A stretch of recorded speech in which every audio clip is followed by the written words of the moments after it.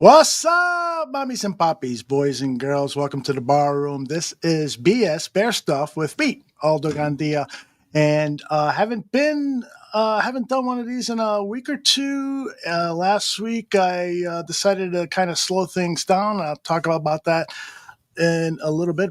But first of all, I want to start with some sad news, and that is that Johnny Santucci lost his mom recently, and Mrs. Santucci was born in Africa. Tunis, Africa, in 1945, and she was in a facility in Iowa. John went to see her, and she was fine. She was in fairly good spirits, but overnight, she started not feeling well, and she refused to go to the emergency room, and for some reason the facility did not call John up, and a little later she passed away. So John is grieving. He tells me he's going to join me next week for a new episode of Bare Their Souls.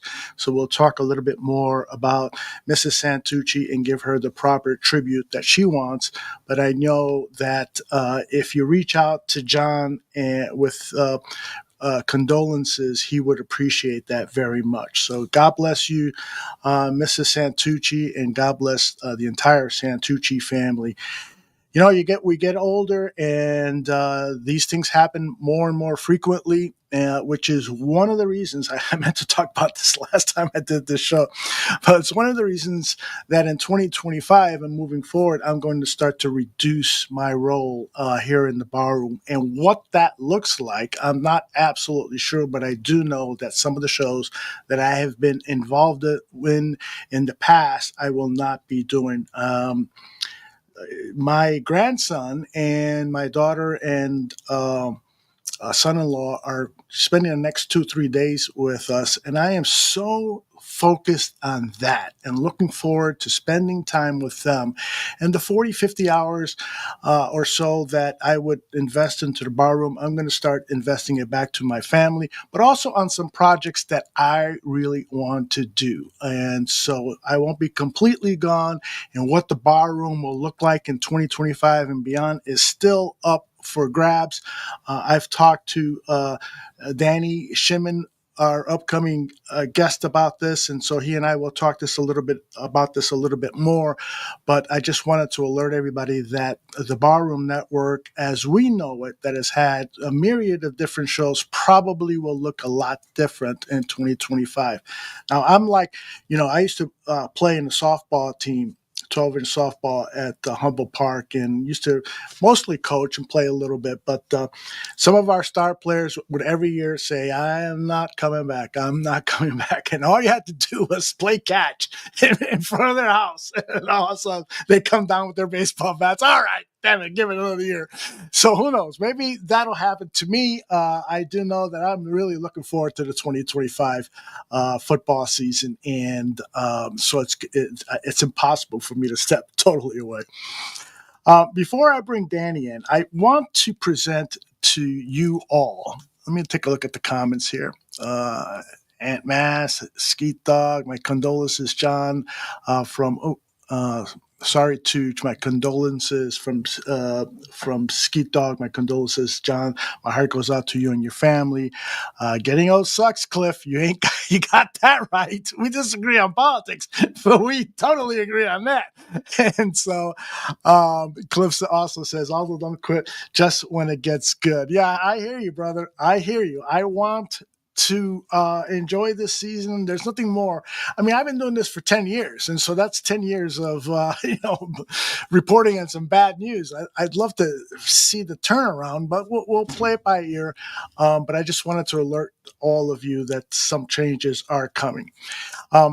So I wanted to propose a hypothetical to you, and this is something every organization, especially football organizations that face so many decisions regarding player acquisition annually, I mean, I worked in corporate America, and we were constantly letting people go and bringing people in and so forth. And you have to kind of look at every potential scenario, even the bad ideas. And after I present my idea to you, you could say, "Hey, this is a bad idea." I'm smart enough to agree with you or disagree with you, or to say, "Yeah, I'll take some of your comments into consideration." But these things have to be talked about. Who's available? Who could potentially be available? What do we do if we trade this? How do we fill these positions if we give up these draft assets? On and on and on. And so that's what I've been thinking about during my free time over the last week or so. So the one player that I want the most in this NFL draft is Abdul Carter, just like I wanted Aaron Donald. And that draft, I didn't even know who Kyle Fuller was because I was so focused on Aaron Donald and thinking this guy could fall to us, or we just have to move a pick or two up to acquire him. And unfortunately, the Chicago Bears did not think that way and said they lost out on a Hall of Fame player. So when I go back and look at the 1985 Chicago Bears and the last team of the Chicago Bears to make it to the Super Bowl, what's the one thing they got in common on their roster? Hall of Fame players. And I believe that Abdul Carter could potentially become a Hall of Fame player with the Chicago Bears. So what do? Do you trade the farm? No, absolutely not. You got to come up with a plan to see if it could work. I'm not saying go out and do this, just see if it could work. And then you bring in your staff and you talk about the idea. You present the idea. They throw out, scenarios about why it wouldn't work or why it could work and so forth. And you have a 90-minute discussion on this.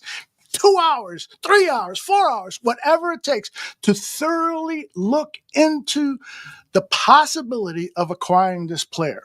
Now, in my plan, Operation Carter, I'm calling it, by the way, or Get Carter, I should say. There was a good movie called Get Carter. It was actually with Michael Caine, a British film, and it was redone with Sylvester Stallone. But in my scenario, it has to start with free agency. And what do I mean by that?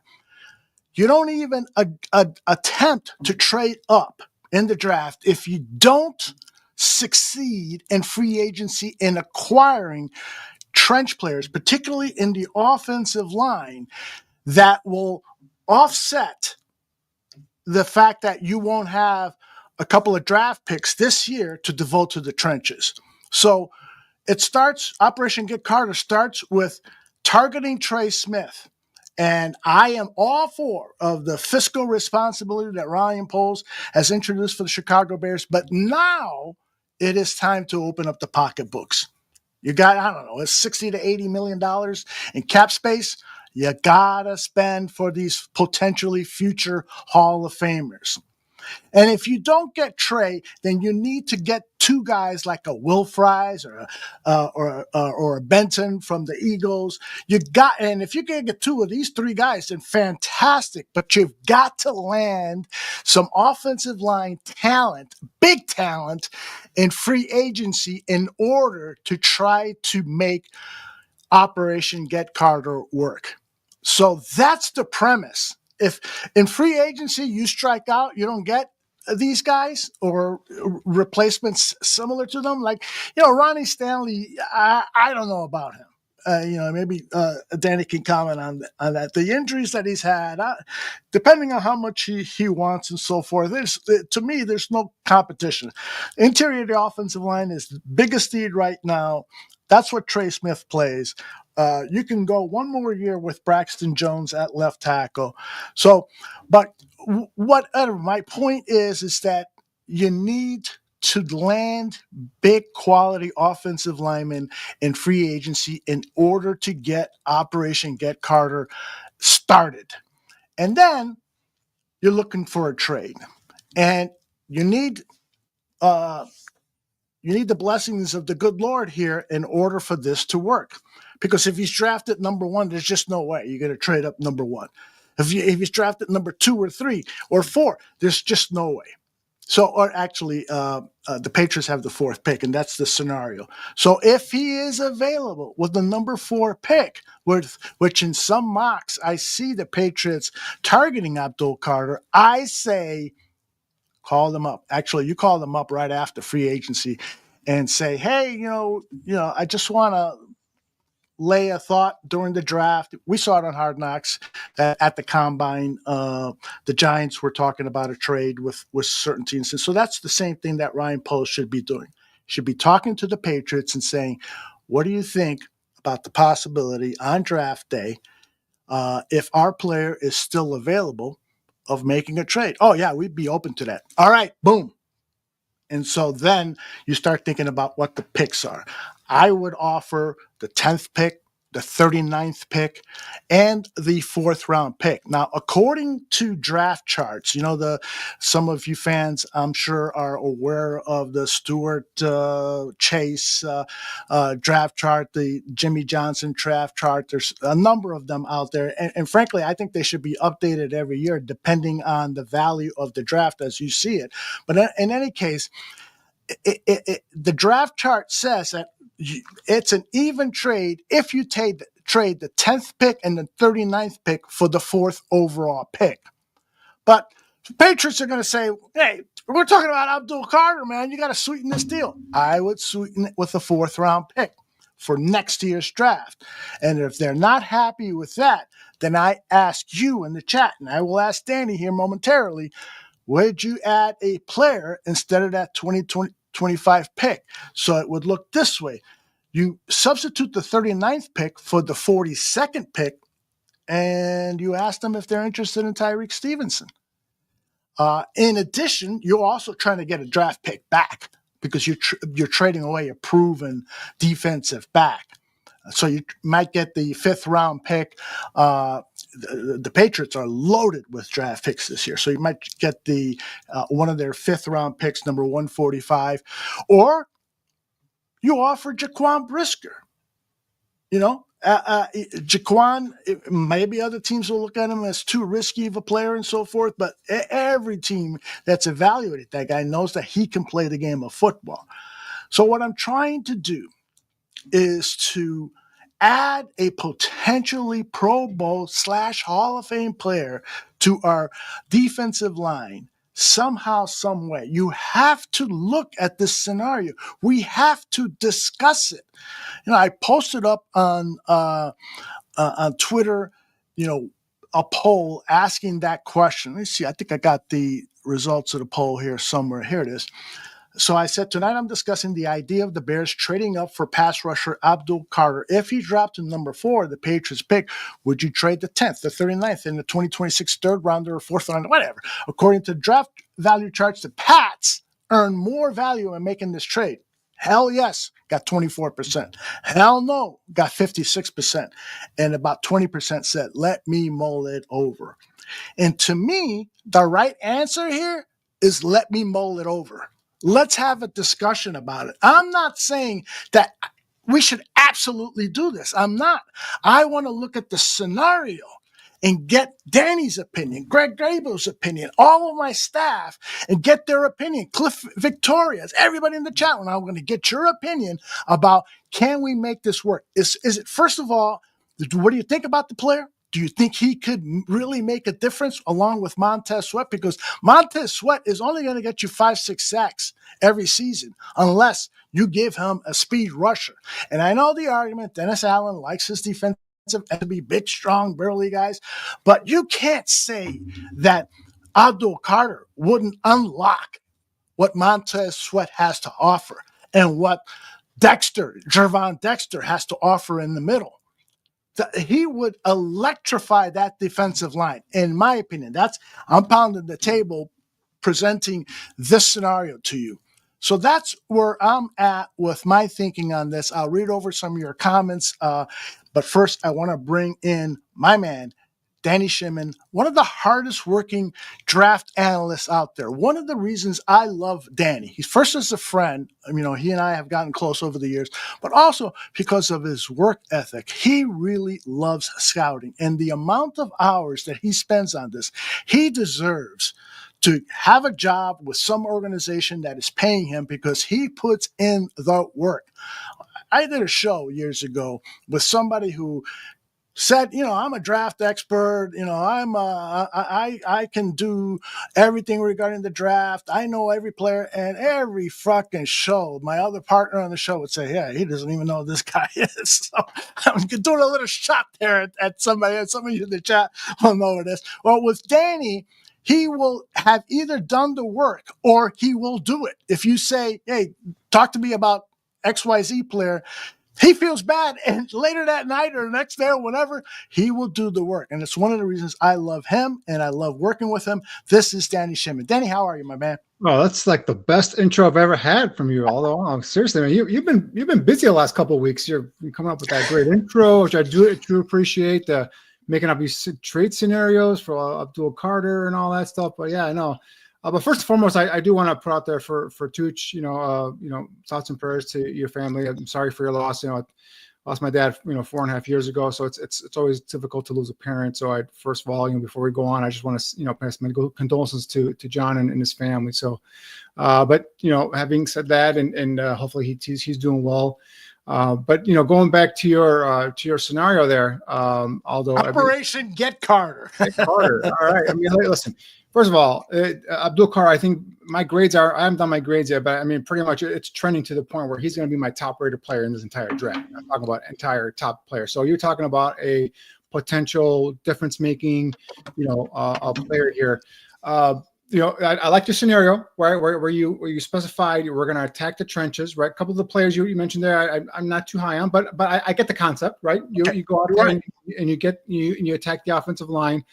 And first of all, my first thing here is I don't think he'll be available at number 4. I think he's gone within the first 2 picks, just in my opinion, right? Because you're talking about a consensus All-American, 2024, Big Ten Defensive Player of the Year, 24 tackles for loss, 12 sacks, 61 pressures is what this kid was accredited with. So you're talking about a guy that, he's undersized at 6'3", 250, but man, he packs a wallop, right? He's got the first step quickness. He's, got the bend around the corners. He can convert speed to power for a guy with the frame like that. And I know he wears number 11 at Penn State, and it gets a lot of comparisons to Micah Parsons. But I mean, really, if you put on the tape, he's got that sideline speed. He's got the ability to get after the quarterback. So this is a guy that's worth it. But assuming he's there at number 4, the scenario painted there, where you give up, picks 10, 39, and possibly a 4th round pick. I think it could tempt a team like the Patriots. Remember, the Patriots got their quarterback last year. They're not an Abdul Carter away from being, a contender or anything like that. So those picks could tantalize the Patriots. They may want, maybe another pick here or there. But the other thing you got to keep in mind, though, is you probably, if things go the way they're trending right now, you might get an extra 3rd round comp pick for losing Ian Cunningham to the Jacksonville Jaguars. So you might have another pick there. You may or may not have, right? That's not going to happen. But yeah, I hear what you're saying. That's a possibility. Just saying it might not happen. Correct. But it's the fact that, to me, though, my question is, all right, I love the player.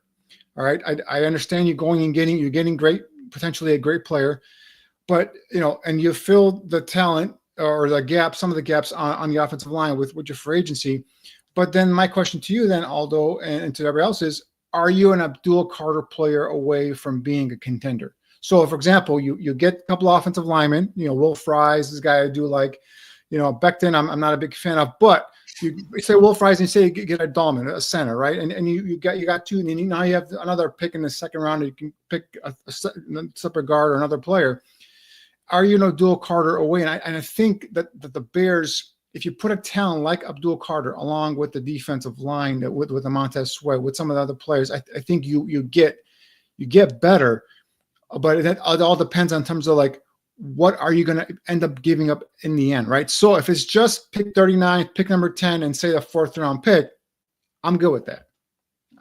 For getting a player like Abdul Carter. And I hate giving up picks. And you still have your 2nd round pick, number 42. You still have a 2nd round pick. Like I said, you may or may not get another 3rd round pick, but either way, you still have ways to improve the team, and you have attacked the offensive line within free agency. But if you haven't attacked the offensive line in free agency, or you haven't attacked the defensive line, that's where I'm like, where way too many holes for you to be giving up picks, to get great players. Even though that is a potential great player, you're not one player away from being a Super Bowl contender or something like that. So that's why. But if the plan goes the way you laid it out, I do like it, where you attack the trenches and you go and you get yourself a potential difference maker on defense. I'm starting to, I'm paying attention 100% to you, but I'm starting to read some of the comments, and some of the negative ones are, you're an idiot because we're not one player away. I'm not saying we're one player away. I'm saying we're a pass rush away from being a playoff contender. And I got into a discussion with somebody on X today, and they were saying, we need this, 5, 6 positions, and you're trading away draft assets. Bears fans are so stupid. But I am coming up with a plan that will still address those needs, but get superstar players. You need superstar players in order to win in this league. Hopefully, we don't know for sure yet, but hopefully we have a superstar quarterback in the making. And God bless Ryan Poles for getting the best head coach available to make that happen, to make our offense sensational. He needs to add some pieces, of course. We know on the offensive line and elsewhere, but we have that going for us that potentially we've got. But where else do we have potentially Hall of Fame players? Can you say that Cole Kmet is going to be a Hall of Famer? Hell no. DJ Moore? Maybe. But outside of that, I don't see anybody else that's a Hall of Fame player. Where you look at the Chicago Bears from 1985, they have 4 or 5 players that went to the Super Bowl. Right now, this team that went to the Super Bowl has Urlacher and Hester. We don't have those players yet. So what I am vouching for is acquire, move up, take the gamble on Abdul Carter, because the tape in this circumstance does not lie. He is an outstanding athlete, a speed rusher that this team needs. With quarterbacks getting rid of the ball in 2.5 seconds in today's NFL, you need a speed rusher who will get there and disrupt, if not get the sack. That's vital to winning. It's vital. So all of you guys, this legit Pack fan, excuse me for swearing, fuck you. Fuck you. I'm not saying we're one player away. I am saying this is a vital piece, just like the quarterback is, and on and on. So again, this is just a discussion, and I think we need to have a discussion about trading up. Now, Danny, you made a great point that he's probably not going to be available. You think he might go number 1, and I'm not going to argue with you on that. So I will ask you, is there another player that you would consider drafting up for? Now, I haven't done all the work yet on Mason Graham, but he seems to me like an interior pass rush menace that I would say, all right, let's talk about him now. If this is not going to work with Carter. No, to me, I love Mason Graham as well. I think he's a building block along the defensive line. I think he's a guy that's tough against the run, physical, stout at the point of attack. Has shown some a pass rush ability to get up and be a one gap penetrator and disrupt the backfield. But we're talking about, and I think you use the term Hall of Fame players. I don't call people Hall of Fame players if they haven't done any of this. So why would you call them? I respect that. Difference makers, right? Yeah, and you need difference makers. And I think Abdul Carter potentially is a difference maker. I think Roma Dunze potentially is a difference maker. I think Caleb Williams potentially is a difference maker. So I think that's what you're targeting here. And while Mason Graham could be a difference maker, he's not at least in my opinion, the more of a surefire. Nothing's a surefire, but more of the guy that I think would be a day one difference maker, like Abdul Carter. So I would not do that for any other player. To answer your question, this is not really a top heavy draft where they have those superstars like last year. We had those 6 quarterbacks go in the first round. We have the 2 tackles, Joe Alt and JC Latham go there as well. Malik Neighbors, Roma Dunes. There isn't that Marvin Harrison Jr. There isn't that kind of type of elite talent right now. In this terms of this draft, this draft's strength, if you will, is between picks 20 and 75 or something like that, where you get a lot of depth, you get a lot of players that are depending on which board you're looking at, could be all within the same range. So that's where you want more picks to kind of trade back. So a team like the Patriots, for example, if that scenario is painted to them and they have a team that's plenty of holes, new coaching staff, they're going to want to come in there and kind of put in their, rebuild from the beginning in terms of their player. That'd be more tempting for them to kind of go back 4 spots or 6 spots. That is, get a couple of extra, mid-round picks or early second round pick, and then a 4th round pick potentially, and then go from there. So, but for me, Abdul Carter, I would do it for, but there is no other player in this draft, even though I love Mason Graham, that I would do that type of a trade where I give up that much draft collateral to go up there and get him. Would you consider, if Mason Graham is there at 8 or 9, would you then consider picking up the phone and asking the teams that own those picks what they would want for Mason Graham, or not?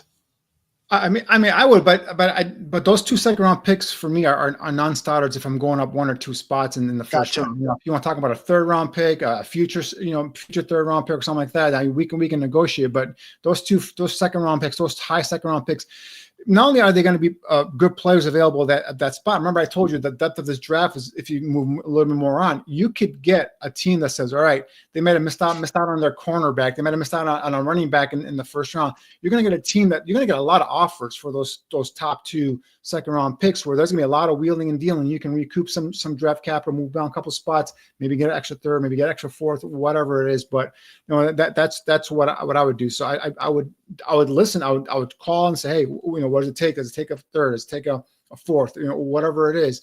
For at that point to jump 1 or 2 spots to get a player like that. But to go from 10 to 4, I mean, that's going to take a whole lot of more than just a 3rd or 4th round pick. I got you. Great discussion, great comments in the chat room about it. I think it's important for all of us fans to explore these possibilities. And J2K says, let me see, I think I started here. He says, sure, but although those players weren't traded up for, he's talking about the Hall of Fame players that have played with the Bears championship teams. He goes, Hall of Famers are found early in the draft, but often have great coaching and stay healthy. Yes, and somebody else said, well, what if Carter gets hurt? There is some risk in this. There's no doubt about it. But I do think we have to look at it. Laz says, great debate, but I don't think it's going to happen or should happen. I get it. But one of the things that I have been most concerned about with my Chicago Bears is, where are the fucking great players? We haven't had a great player in the Chicago Bears in a long fucking time. I mean, we're talking Urlacher and Hester, those years. Shit, I had all my hair back then.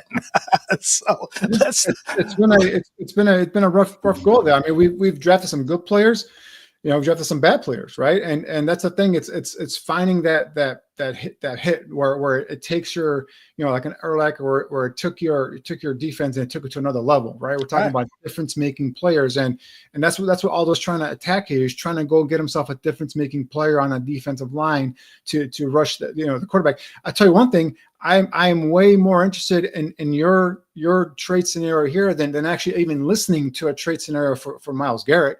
And Myles Garrett's a ranked defensive player of the year. But there's no way I'm giving up this draft capital to go get a guy who's going to be 30, I believe, next year, who's already had 8 years of wear and tear on the defensive line, playing for the Browns.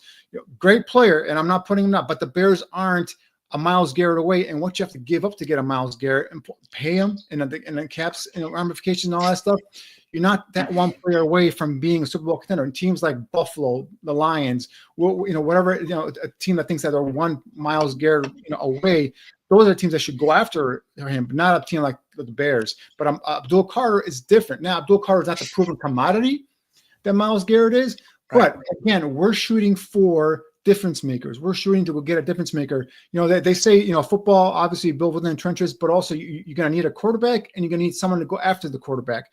And right now, Montez Sweat coming off that disappointing year, I still believe in Montez Sweat. I still think he has a bounce back here, but you pair a guy like Abdul Carter opposite of him.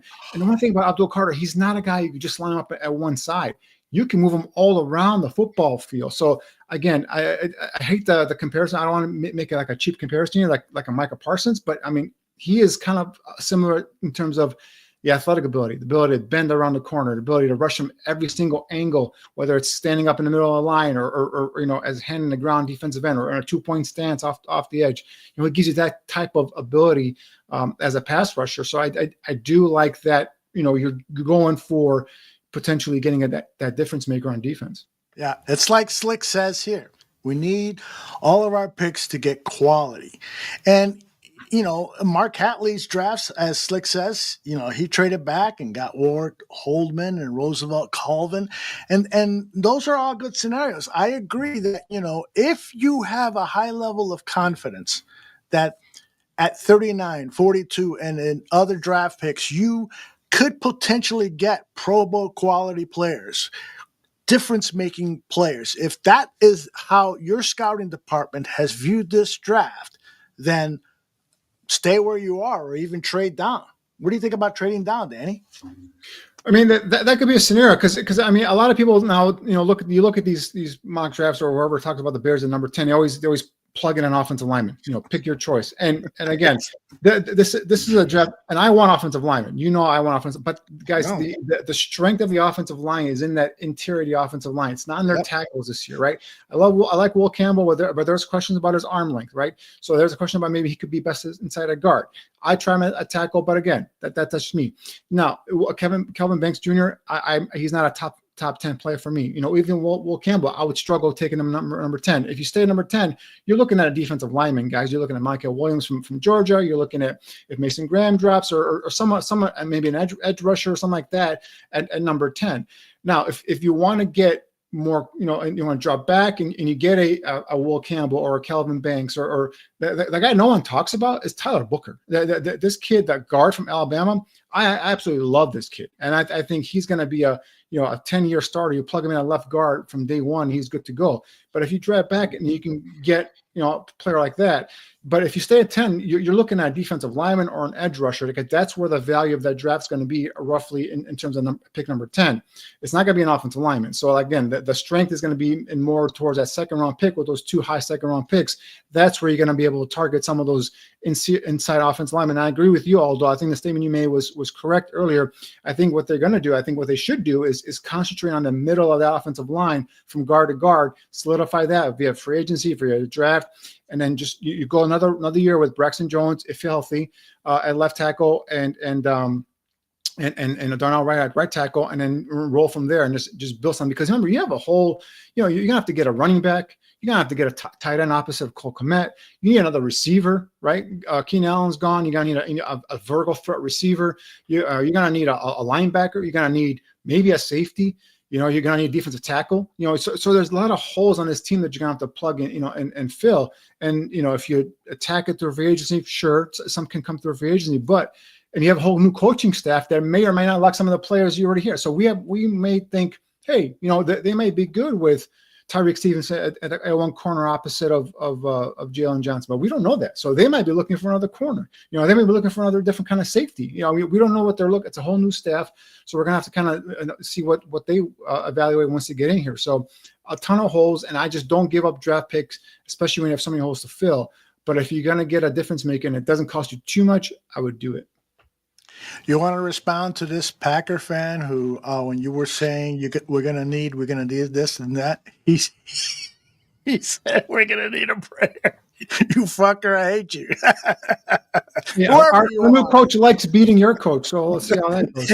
Yeah, exactly. There you go. I like having guys from other teams as long as when we kick their ass, they keep coming. You know what I mean? Like Don Burr reference? Have we found Don Burr? I banned him. He showed up and he said, Ben Johnson all he does plays. This is after 3 years of listening to him talk about how great Ben Johnson was. Now that we have him, he's saying I had enough of him, so I banned his ass. So be careful, Pac fan. All right. I want to ask you, and I've asked everybody in the chat, get your questions ready for Danny Shimon.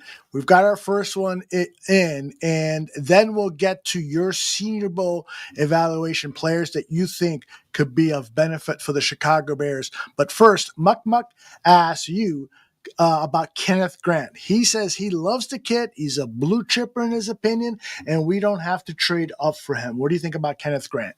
I do. I think Kenneth Grant about what 6'5", 339 pounds. He's right now a better run defender than a pass rusher, but he's developing. I think he's a guy that's going to get better as he gets older and gets more and more coaching. So yeah, definitely a guy. Mason Graham gets the headlines, but Kenneth Grant is a beast in there, and he's not as flashy as Mason is, but he's a guy that's got some physical skills, the size and the strength to be able to be a force at the point of attack. And then also, I think he's got the ability to get better as a pass rusher. So yeah, day one, I think he comes in, he helps solidify the defensive front in terms of the run defense. But Kenneth Grant is a guy that's only going to get better and better as he gets more coached and gets more acquainted to the NFL game. He's definitely a first round guy. So 10 might be a little bit too rich for him, but we'll see. But I mean, he's in that area. So it's if they pick a Kenneth Grant, I'm not gonna say they'll be like, oh, they overreached and it was a bad pick. I think he's gonna be a hell of a player. Mason Graham gets all that hub and pub, but Kenneth Grant is a huge player there for Michigan. So I do love that kid as well. Excellent. One more question, and then we'll get to your presentation of the players you want to share with us. And then I'll be collecting questions, people in the chat room, and we'll get them to Danny before we close the show. Vizzo asks, Danny, if James Pierce, Josh Simmons, and Telvin Banks, isn't it Kelvin? Is it Kelvin Banks or Telvin Banks? It's Kelvin Banks Jr. Are available at 10, which one of those three players are you taking? So I don't take any of those three at 10. I mean, I think at 10 would be a high for all of them, and I'll tell you why. James Pierce is a talented pass rusher, but he's a guy that I think his value is going to be in that 15 to 20 range. So if you take him there at number 10, I think you're overdrafting a guy that does bring you some pass rush ability, but also he's not as developed in terms of his repertoire, hand usage, all that stuff, like someone like an Abdul Carter or some of the other players we're talking about later on. Josh Simmons is a guy that's got the size, the length, the feet, the athletic ability to play left tackle. Unfortunately, he tore an ACL versus Oregon, so he's a guy that's going to be coming back. But still, he's a guy that's still young and developing. And at number 10, with Ryan Poles and the type of pressure he's got coming into this draft, I don't think he could take a flyer at number 10 on a kid that could pan out to be your future left tackle, but also as a guy that is coming off an ACL. Right, he tore, I believe, his opening week against Oregon, so he could be. We don't know where recovery is at, but he was still developing. He looks good. He's athletic enough. He's got the length, and prospect wise, he's a guy that I could take a flyer on in the second round. But number 10, I'm too nervous to take him number 10. And Kelvin Banks Jr. Guys, I've watched his tape, and I haven't done a deep dive into Kelvin Banks Jr. But there's things that I don't like on his tape, and I know he's played left tackle throughout his career. But I see him inside as a guard, and I don't take, if I'm going to go guard number 10, there's other guys that I like better at guard than Kelvin Banks Jr. So for me, it's if I'm staying at 10 and I have to pick an offensive lineman, it's got to be Will Campbell from LSU if he's available. I'm not exaggerating when I say that J2K on other shows has said probably close to a dozen times that Josh Simmons is the best offensive lineman in this draft, and he doesn't care about his ACL as long as he clears the medicals. So J2K is in fact saying, I don't care if he's ready for OTAs, but his value once the season starts and into the future, the next 10 years, Josh Simmons is worthy of the number 10 pick. Tell J2K why he's wrong. He's not wrong. Josh Simmons could end up being the best tackle in this draft, and I'm not denying that. But I'm just saying, a number 10 J2K with the pressure that Ryan Poles is on for taking a kid that's coming off an ACL. I understand ACLs are dime a dozen now. It happens every time, but it's still a guy that's coming off an ACL. He's still developing. Remember, JT, he's not a guy that's a finished product, so he's still got to get better.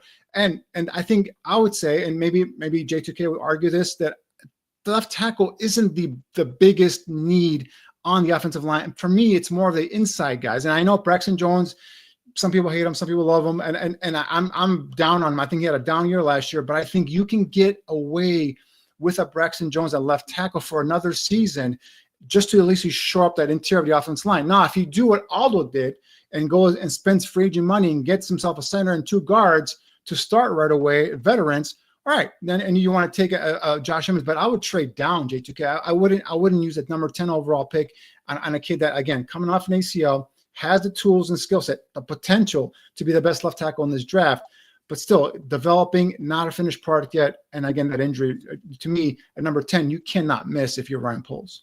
I hear you, brother. Well said. All right, we're going to get into the Senior Bowl portion, but first I want to share two more chat comments that I starred because I think they're great.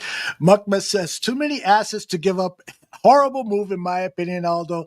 Thank God you are not the GM. Danny will agree with you because we did a show 2 years ago, a draft on tap, where he and Neil Stopchinski provided draft evaluations on everyone. And then I was going to play the GM on our final show, and I made a trade, and they were so pissed off at me. You remember who you traded for? Yes, don't say it, please. I want to be known as the guy who wanted Patrick Mahomes, not as the guy who wanted to do that fucked up trade. Excuse my language. Well, a GM and a coach actually did do that trade, and they ended up eating it. So, that is true. Minister Charles Johnson says, first you got to find out what Dennis Allen wants to do.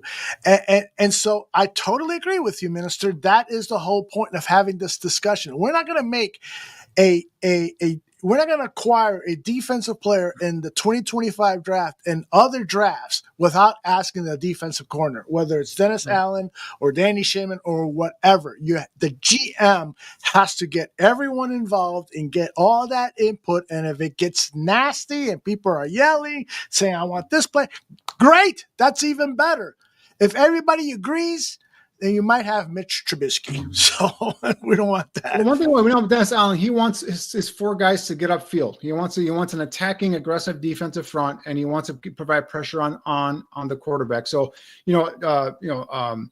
Abdul Carter is not going to fit the prototypical, if you will, size and length and of a typical defensive end. But he's got, he's 6'3", 251. But he's got that first step quickness. He's got the bend. He's got the ability to get after the quarterback and provide pressure. And he can rush from any spot on that defensive line. So, will he be the typical or atypical, defensive end in this scheme where he, in terms of strength and size and all that stuff? No, but he gets after the quarterback. And for a guy that's relatively small, if you will, at 250, he packs a punch. He's able to get into the chest of an offensive lineman, convert that speed to power, and get back and bully the offensive lineman into the backfield. So he provides what Dennis Allen wants, and that's consistent pressure. Yeah. Gotcha. All right. I've got questions in the queue from Skeet Dog, J2K, Vizzo, D. Levine, Laz, and I'll be collecting more as we go on. But let's first turn to Danny's evaluation of Senior Bowl players that he believes could be of service to the Chicago Bears. Danny, take it away, brother.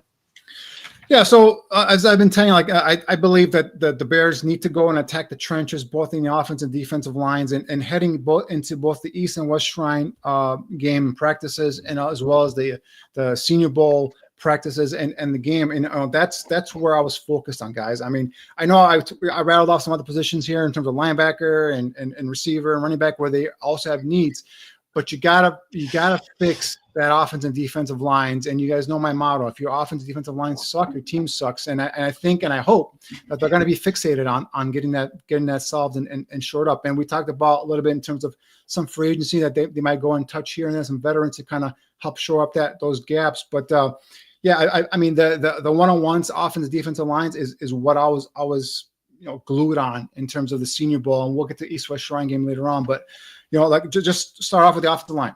And this is the one that everyone's been talking about. This player just absolutely blew up his stock at the East-West Shrine game. I'm sorry, at the Senior Bowl, and that's Gray Zabel. Gray Zabel is a offensive lineman from North Dakota State. He's played every position along the offensive line. He's played left tackle, left guard, right guard. The only position he hasn't played is center, and that might be where he ends up eventually at the NFL. But talk about a guy that's versatile, reliable. This is a guy that's made 41 starts, 36 consecutive starts. So he's there week in and week out. And right there, you saw some of it, his hand placement, his hand usage. He's able to get into the defender's chest, and he's got the ability to anchor. He's got the ability to arch his back and what I call build a bridge, firm plant feet, and then be able to, stop a pass, a bull rush in his face. So, that was consistent with him in those one-on-ones. No matter who you had going up against them, I think I counted one rep where he might have actually maybe lost, but everything else, this guy was taking on, big guys from big Power 5 conferences, and he was stopping them in their tracks. So Gray Zabel, to me, went from a day 3 pick to a guy who's, pretty much entrenched in day 2. And depending on how the rest of this process goes, may even find himself in tail end of day 1. So we'll see how it goes. But Gray Zabel was for me, the top performer there on the interior offensive line. Danny, let me interrupt a second because Gray Zabel is a guy that I noticed. Noticed a while ago, and what fell in love with what I was seeing, and started mocking him. I started doing mock drafts about a month ago, and he was available in the 5th or 6th round. Right. Well, according to Mel Kiper, now listen to what he's got to say here. Let me see if I can cue it up. Here it is. Listen to Mel Kiper on what Zabel, and he recorded this before the Senior Bowl. I can't see him getting out of 2nd round. I mean, I think he's in top 65 as well. Yep. Yeah, he's got, to me, and Senior Bowl week is going to be important because now you're getting him against, and he stayed. He was one of those guys, too, that stayed at North Dakota State, right? And North Dakota State's had a ton of guys in the NFL playing at a very high level right now. He's going to be, I think, a chance to be a Pro Bowl caliber player. I'm not overstaying. I think he can be a Pro Bowl caliber player in the NFL. Gray Zabel can. But when you have that kind of versatility, even if we're off a little bit, this is the catch. This catches you and gives you that ability to have some security in case a guy doesn't necessarily get to the level you think he can be. So I'm saying he could be a Pro Bowler. Well, if he doesn't define that position and be a pro, he can play anywhere. When a guy can play any one of 5 positions on your offensive line with an injury and free agency, to me, that's incredibly valuable. What do you think about what Mel Kiper just said? No, I agree. And that's one of the things I love about Gray Zabel is because of that versatility. He can play anywhere along the offensive line.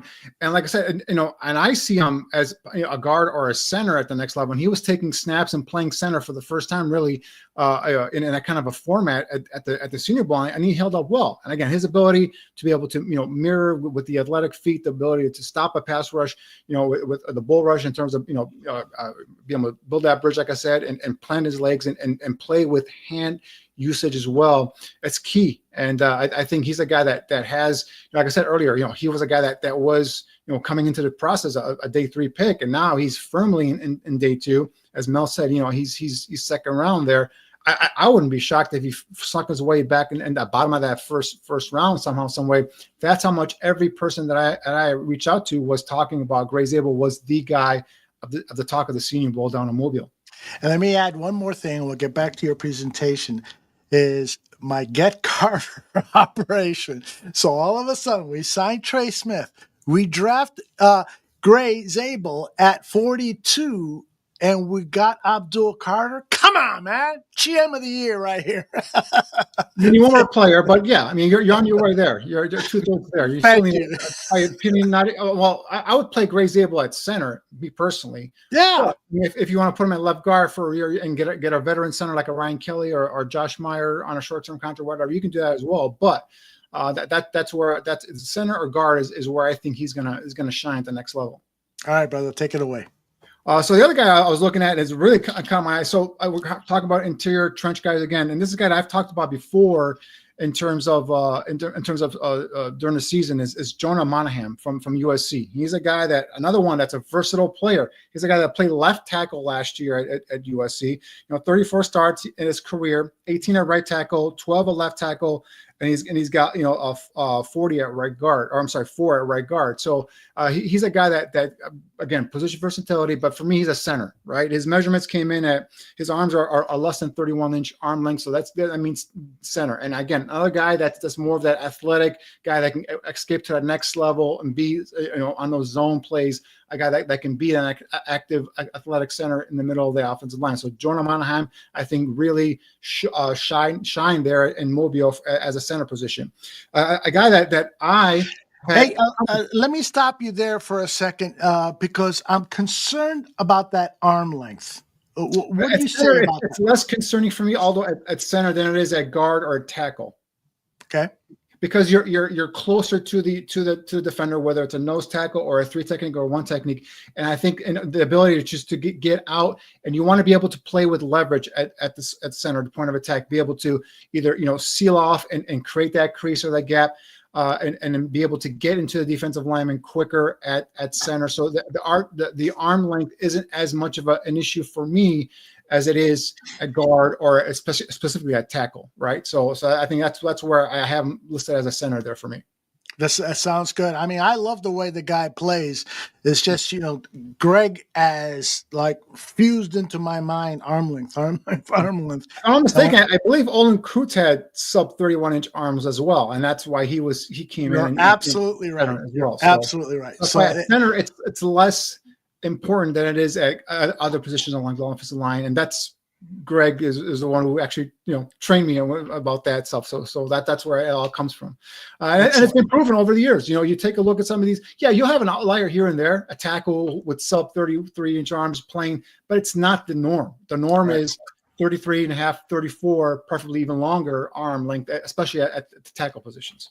Those outliers, Danny, just to digress here for a second, get away with the short arms because of quick feet and their ability to use their hands effectively and punching players. Is that correct? And they're technicians. Their techniques, they're able to be able to, they know how to use leverage, how to to lean on guys and to do what they need to do to get basically the job done, to get their quarterback either enough time to get rid of the football, or in the run game be able to kind of turn, twist guys to be able to create that crease in that space for the running back to get past them. But yeah, I mean, it's technique, it's leverage, it's hand usage, it's all that stuff.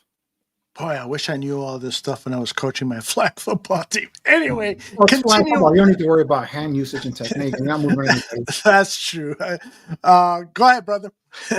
So Anthony Belton, these two guys are guys that I didn't really have on my radar in terms of guys I'm really I was focusing on, but he stole the show for me. Anthony Belton from NC State, 6'5", 345.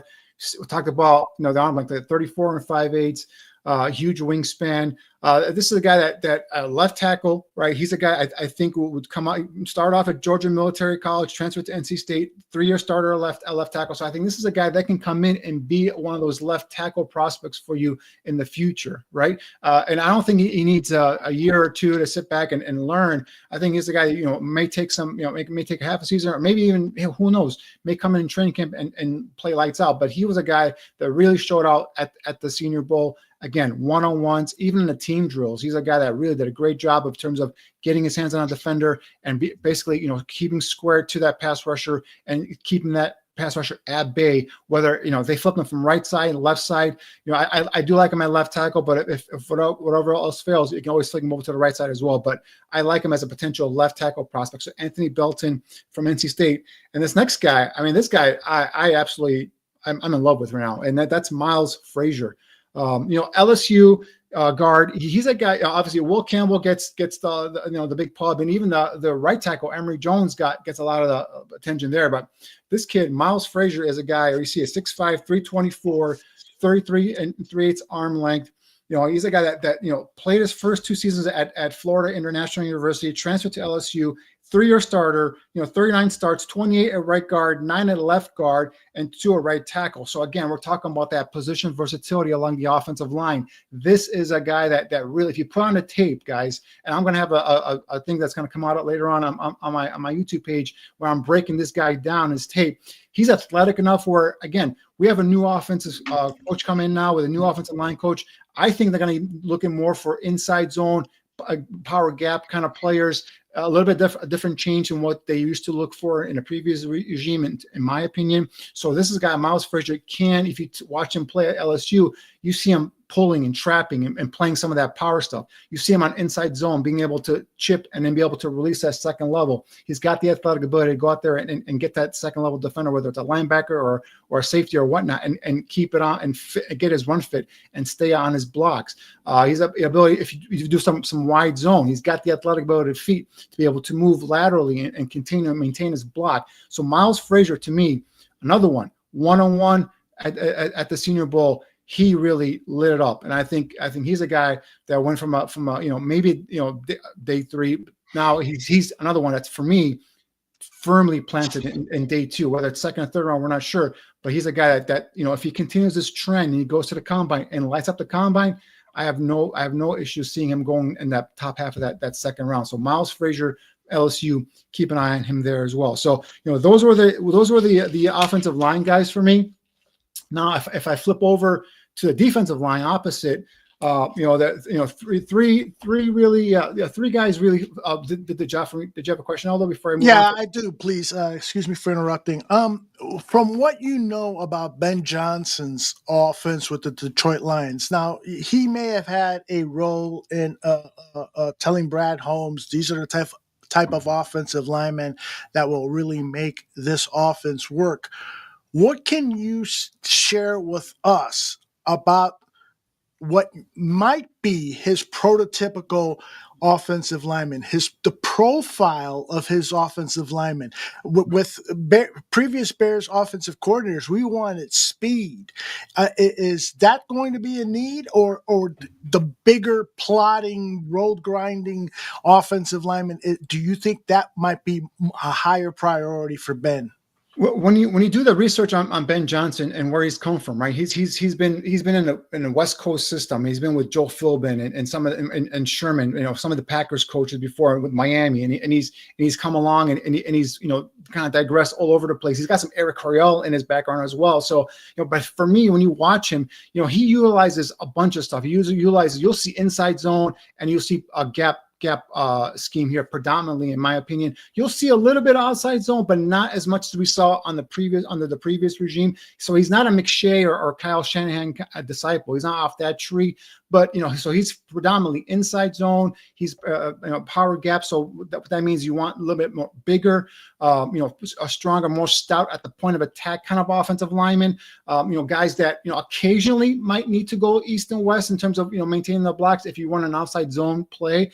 But predominantly, you want guys that are going to come out and be able to quick out of their stance, be able to trap and pull, and maybe even lead the guard lead the running back up into the hole. So you want guys that are athletic, that are quick on their feet, but also more powerful at the point of attack. And also inside zone, you want to be able to see guys be able to double team, if it's a guard, help the center, and then chip in and release out to the next level and get your run fit, whether it's a linebacker or safety or whatnot. So you want to see guys more stout. And the difference here, you need to see guys more bigger and more stout. So that's why before at center, if you had a guy like at 290 pounds or maybe 300 pounds, you could probably see him, playing in that West Coast kind of that, outside zone scheme. But I think with this one here, with Ben Johnson here now, I expect to see guys.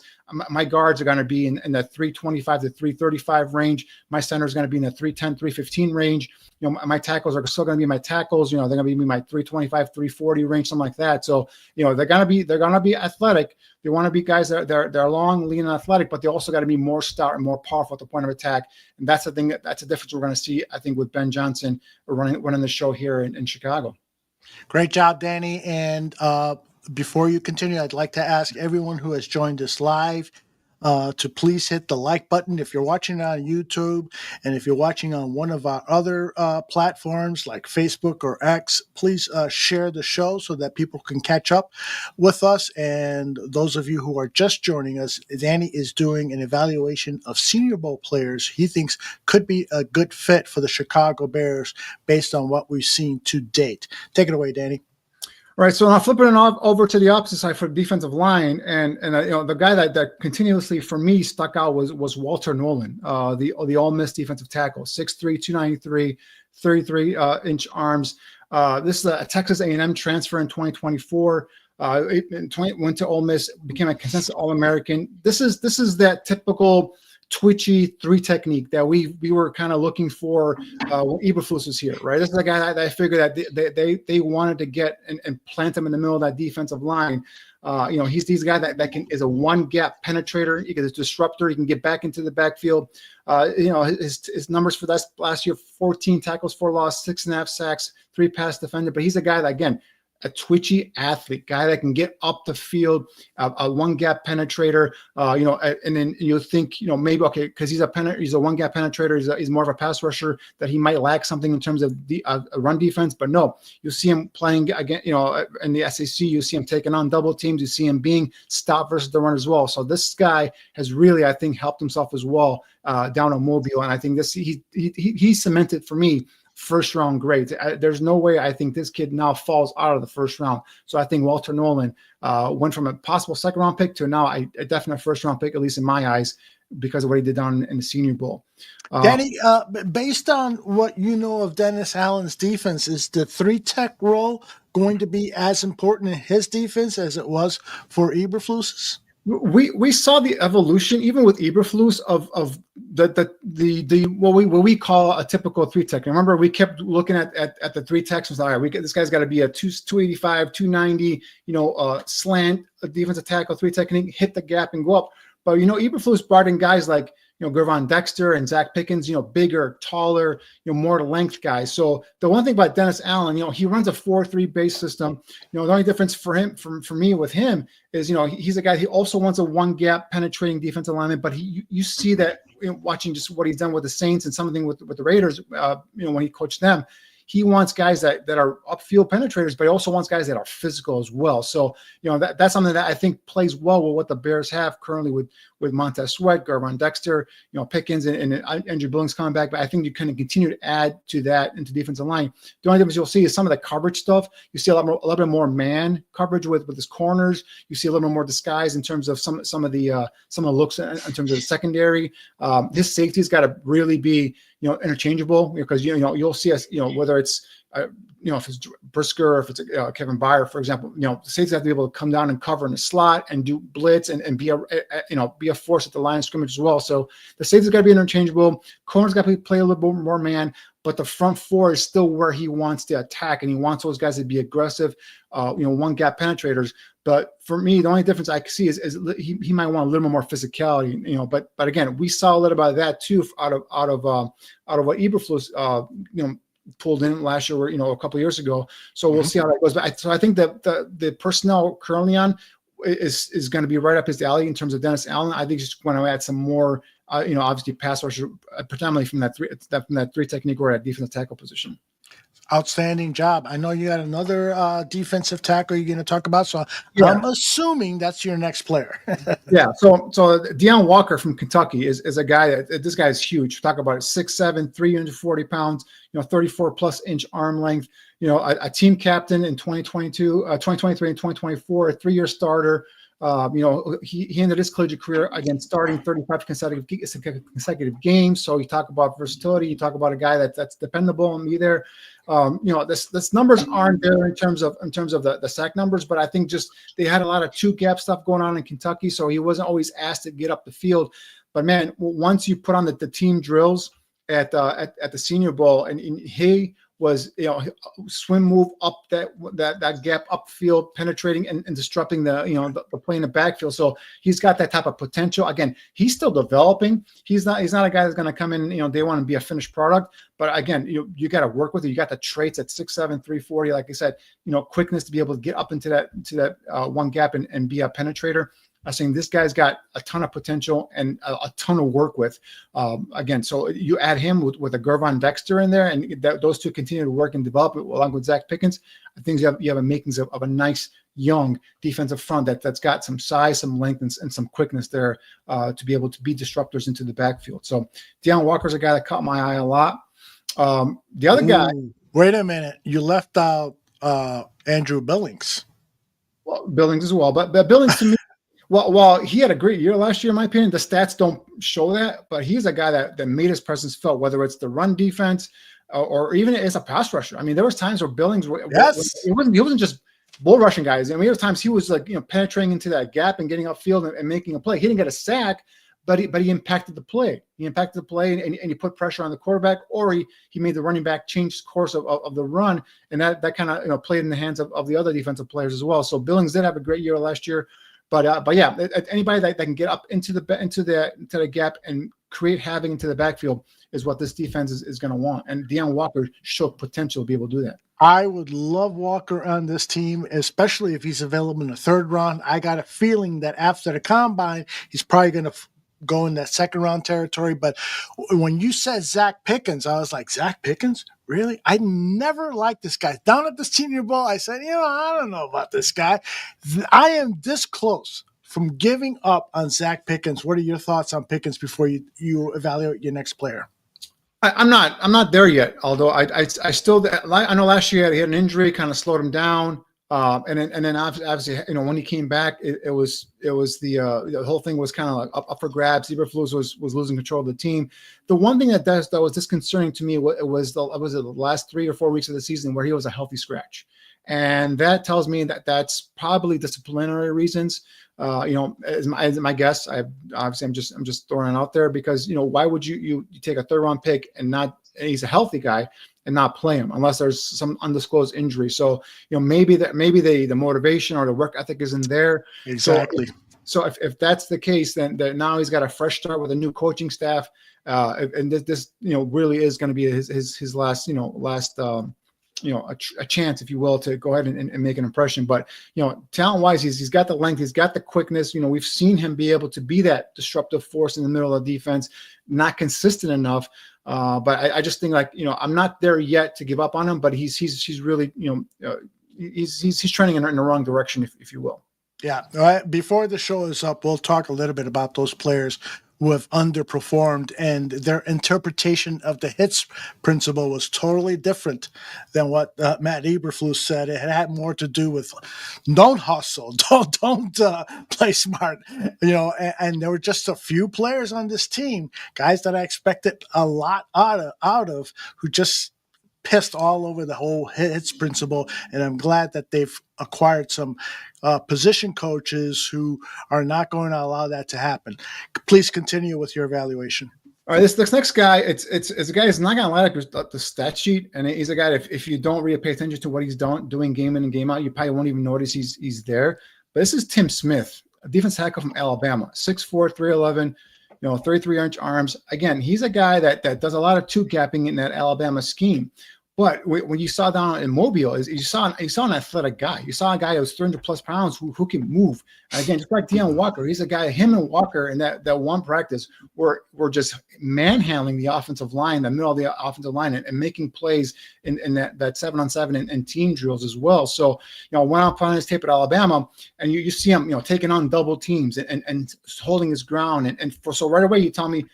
This guy's going to come in and he's going to be maybe Andrew Billings' backup and be a stout run defender right there and at that one gap. But then you continue watching him and you see Alabama lines him up as a 5 technique, standing up rushing from a 2-point stand. So he's got that type of athletic ability. Now he's not the the edge rushing kind of guy, but that just means that he can stand up on his feet. He's got the balance and he's got the athletic ability to be able to play on his feet as well. So this is a guy, again, I think he's continuing to get better, but day one he's going to be a stout run defender, help you back up Andrew Billings, probably even take his position eventually. But Tim Smith is a guy from Alabama that to me really stood out because of, again, his ability to take on double teams, be a run defender, but then also when they allowed him to get upfield and show some of that quickness and be a penetrating one gap disruptor, he showed he could do that. And I can tell you that I won't forget that one practice when I'm watching, and Deion Walker and Tim Smith are playing next to each other, and they are just creating havoc in those Senior Bowl team drills, and they were unblockable. So Tim Smith is another guy to keep an eye on. Wasn't on my radar at all. Thank you for pointing him out. Please continue.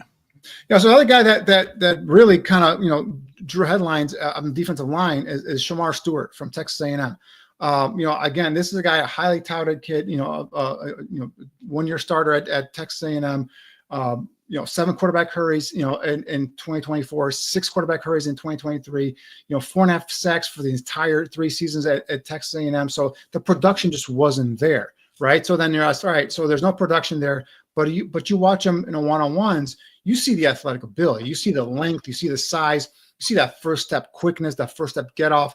I mean, he was planting his hands in offensive lineman's chest, and he was walking them backwards. So this is a guy that's got that talent. He's got the measurables, if you will. It's just the production wasn't there, right? So then I always go back and there was a guy that from Penn State that the Ravens drafted. I believe was Owa was his last name, and he's a guy who only had, I think, 1 sack or no sack that year that he came out. But yet, the Ravens took him, and he's become a productive pass rusher for them. So trait-wise, size-wise, Shamar Stewart has that ability. It's just, you got to go back and see why the production was in there. And then watching his tape, some change of direction stuff happens with him, and in terms of when he's up the field, he's beating this guy, he's bull rushing his offensive lineman, and the quarterback does a slight move into the pocket, and his change of direction is not there yet. So, but in terms of traits, in terms of a guy that you can again give to a defensive line coach and as a raw clay and have him mold him and into a full-fledged defensive lineman, he's got that trait. So I think he's got himself in that late first round territory because of what he displayed down in Mobile at the Senior Bowl. So those were the guys on the offense and defensive lines that really stood out for me down in Mobile. All right, let's start talking about the sexier positions. Those guys who score touchdowns, who are typically in the highlights. Sexy still means defense for me. Right? and I'm talking edge rushers, right? And the sexiest is Abdul Carter, but never mind. Yeah, he's the sexiest. I give you that. But there's a couple other guys that down there really stood out for me, and obviously Mike Green is a guy from Marshall. Again, not the prototypical body type that you want as a 4-3 defensive end. Or same thing with Abdul Carter. He's a guy that's got that first step quickness, the explosiveness, right? 6'3", 251. He doesn't have the length that Abdul has. He's about 32 and 2/8. But man, this guy was productive. A former Virginia transfer in 2023, the 2024 Sun Belt Conference Defensive Player of the Year, led the NCAA with 17 sacks, also had 23 tackles for loss. This is a guy that the first day was kind of ho-hum. And then the second day, I mean, he put on a show. I mean, there was one rep, and it's every news outlet had it against Connerly, the tackle from Oregon, who's considered a first round product. He planted his hands in his chest, and he knocked Connerly on his ass, and he won that rep. And after that, second day, his agent called and says, "You're done." It's it, and he left. He didn't even participate the third practice or even in the game. So I think Mike Green came and said, "I'm here to show that I belong in first round talk." And I think that practice right there just kind of solidified his status as a first rounder. So again, not the prototypical 4-3 defensive end, but a guy that can generate pressure with his ability to quickness, first step upfield. Explosiveness. I think this is where Mike Green can go ahead and be a weapon for you on a defensive end position. But Danny, 4.5 sacks over his collegiate career. Where's the production? What's going on? No. You got that's Shamar Stewart, 4.5 sacks in his collegiate career. This is Mike Green. Mike Green led the NCAA last year with 17 sacks. I'm sorry. Okay, you're absolutely right. All right, please continue. And the other guy was and I'm going to butcher the name, and I do apologize. And it's Donovan Ezeruku, I believe it is, from Boston College, 6'2", 248, a little undersized. So the talk about him is he's a tweener. He's a guy that a lot of teams see as a 3-4, outside linebacker, pass rusher, but that length at 34 and 4/8, that sticks out. And then in his first step quickness really sticks out as well. So another guy, 2024 ACC Defensive Player of the Year, the Hendricks Award winner, a consistent All-American, led the ACC with 21 tackles for loss, 16.5 sacks. He forced 8 fumbles in his career. So this is a guy that gets to the quarterback and gets that ball out. And I always like to see my pass rushers that can create turnovers. And Donovan Ezeruku can do that from Boston College. So he's another one that I think really solidified himself down there in Mobile, Alabama. He's been a big favorite for a number of people in the chat. I have yet to analyze his tape. I'm looking forward to it. I'm glad that you served a reminder on Donovan E. I'm going to call him. Who do you got next, brother? All right, so now we can. Well, there's one more defensive player I do want to highlight because he's a guy that I think because linebacker is a position that I have earmarked as a need position, right? Because I think Tremaine Edmonds may have worn out his welcome. We'll see what happens. I love C.J. Edwards. I saw it, but I think if there's any sort of cap savings by letting Tremaine Edmonds go, I would do that. And the one thing with we talked about Dennis Allen earlier in terms of what he likes to do. And he likes to do a lot of nickel stuff, just like Eberflus like to do, right? So he likes linebackers that are sideline linebackers that can cover, linebackers that can be stout against the run.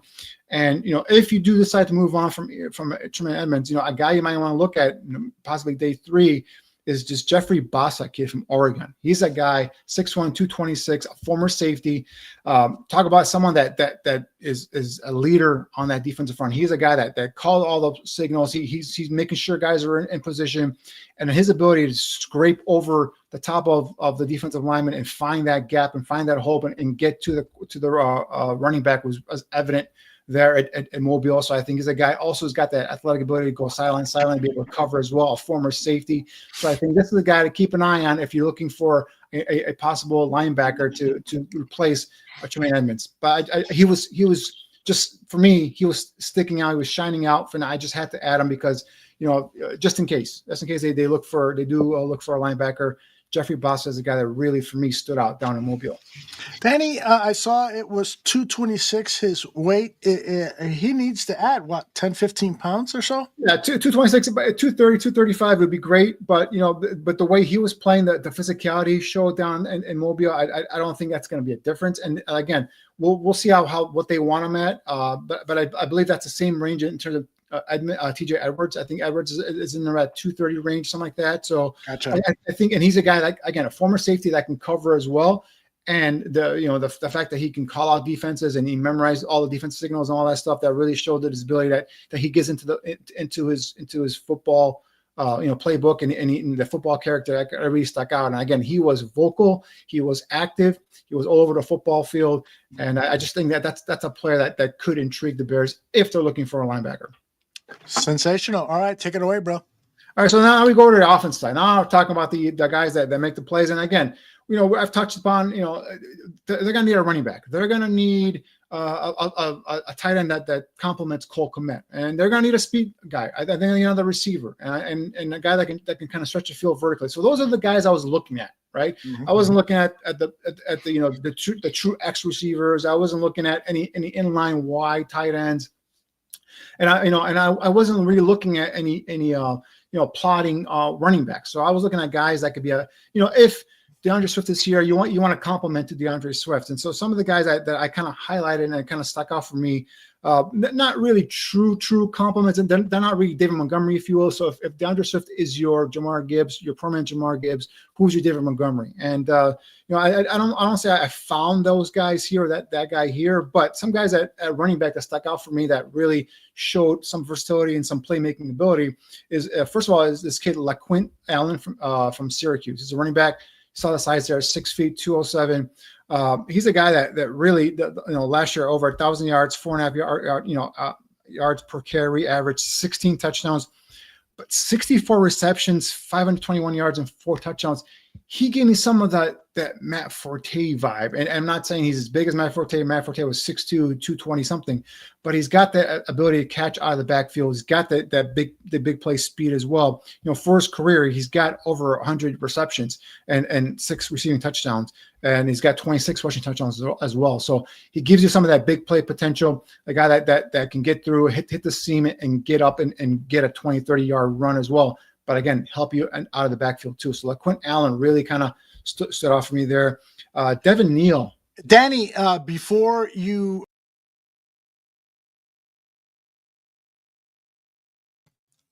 sorry, I screwed up there. Before you get off LaQuint, Greg Gabriel has been all over this guy. He is a pass-catching savant, and he too compared him to Matt Forte. Yeah. He gives you that vibe. He's more of the upright runner. He's a smooth pass catcher out of the backfield. You can line him up and run him out of the slot. He comes out. He's a natural hands catcher. Over 119 receptions in his career, 6 receiving touchdowns, and again 26 rushing touchdowns as well. So He's not a guy that's going to make you miss a lot and juke and all that stuff, but he's a one plant, hit the hole and go. See here as a screen grabs it and hits up field very quickly, and he's got that big play speed to be able to make a screen pass into a 20-25 yard pass. And again, what they're trying to do is add some more playmaking element here in the backfield. And again, not the perfect complement, I would say, not the David Montgomery that I was looking for, but he's a guy that gives you some playmaking ability. And the way he practiced, the way he played, his one-on-ones versus linebackers was phenomenal. So I had to put down Quentin Allen from Syracuse here. Love it. All right. Continue. The other guy that really caught my eye was Devin Neal from Kansas. 5'11", 220. He's another guy that back-to-back 16 touchdown seasons rushing for the Jayhawks there. This past year he had over 1,200 yards. 24 receptions and a touchdown as well. But another guy, he's a one-cut downhill runner.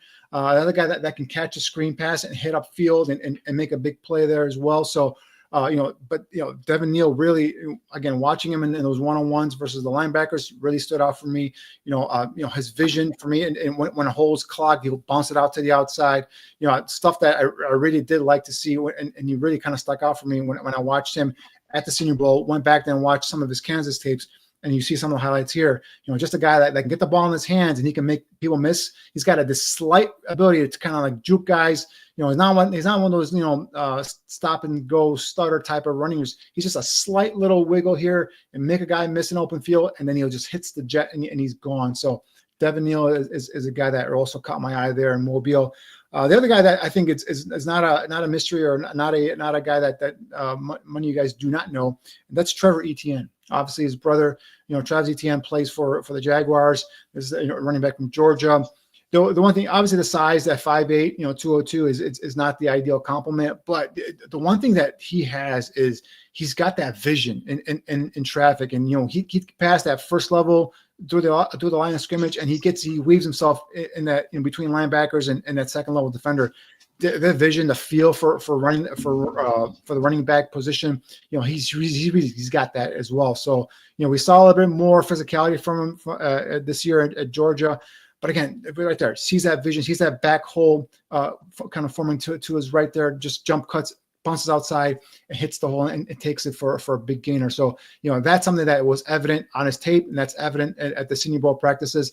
And as the week got on, he got better and better. So, I don't know if it's just a level of competition or whatnot, but man, this is a guy that I think has that special playmaking ability in him.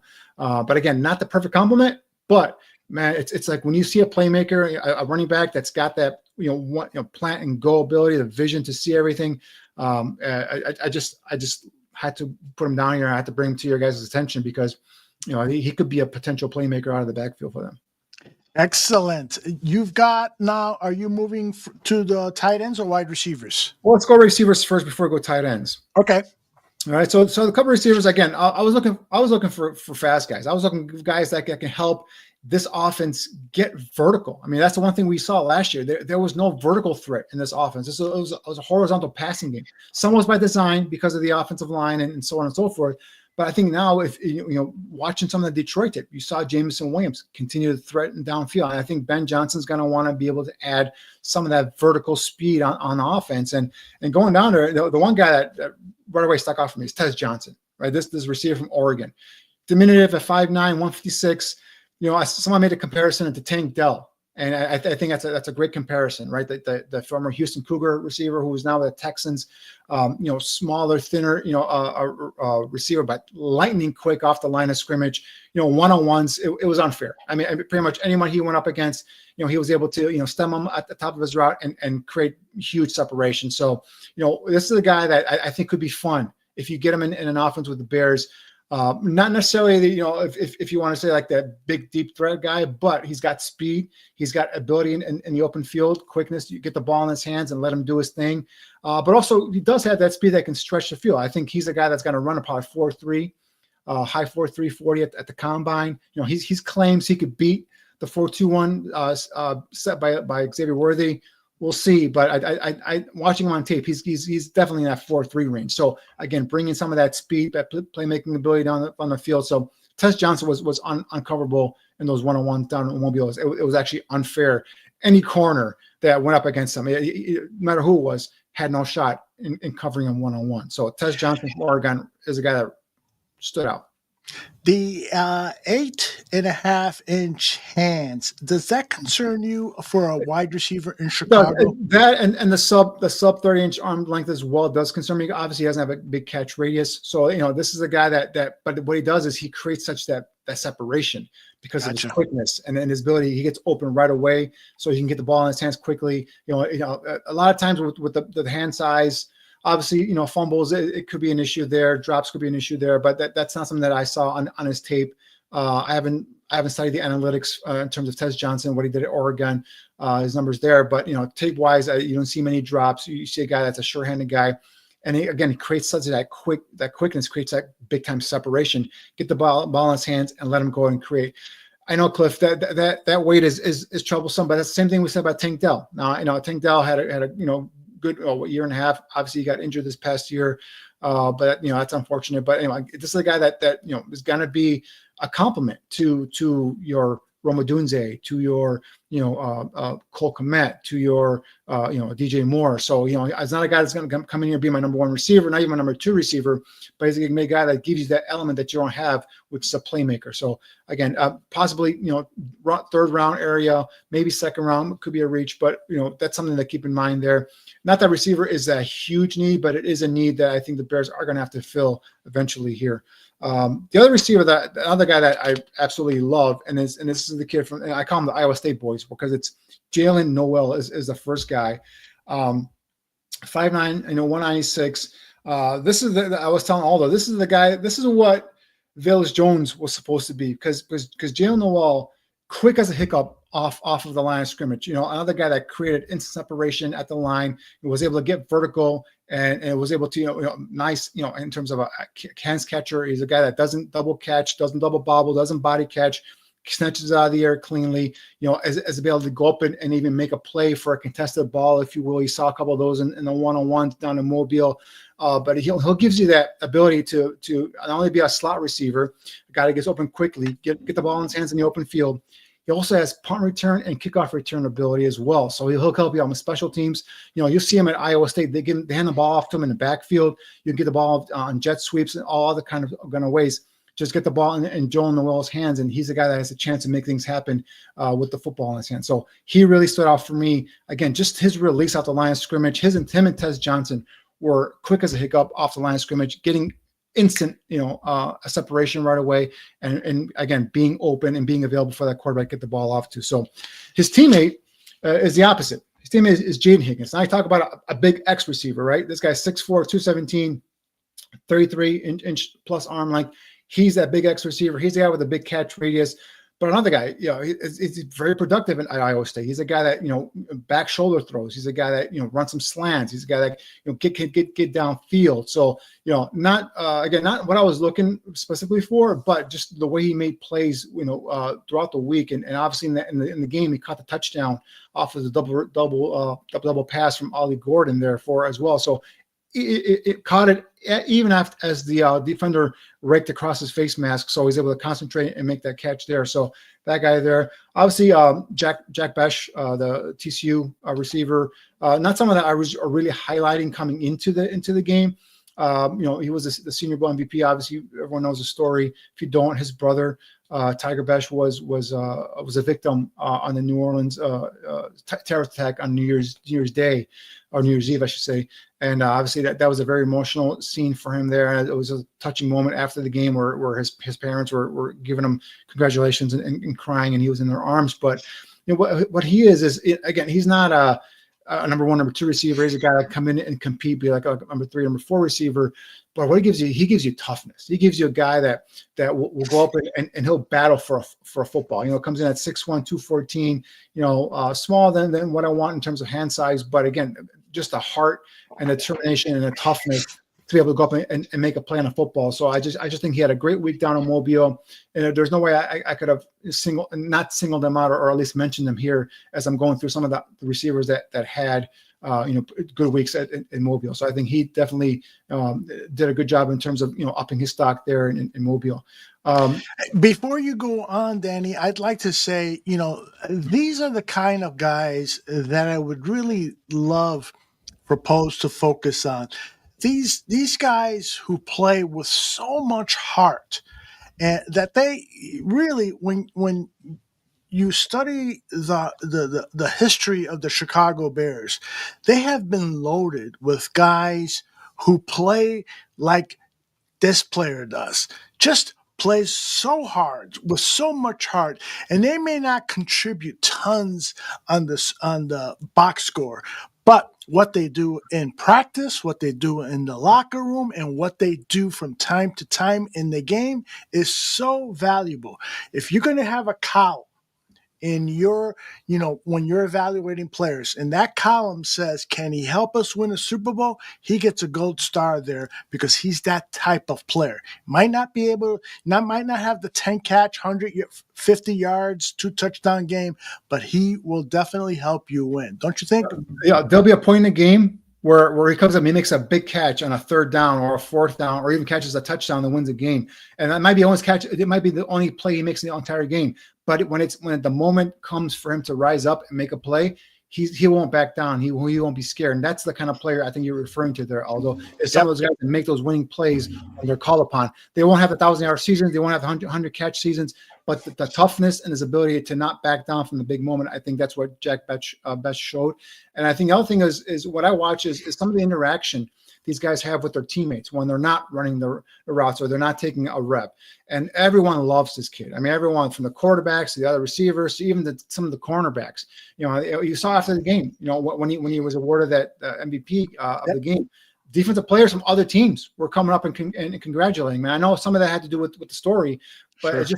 it's you also they appreciate the competitive spirit he came there. It's only been a month. At that time it was like less than a month that he lost his brother in a tragic terrorist attack, and then he was here competing his ass off and showing NFL scouts that, hey, you know what, there's a place for me on an NFL roster here. Don't forget about me. And I think that everyone, both sides of the spectrum, appreciated that. And I think those are the kind of players that make a team whole, if you will.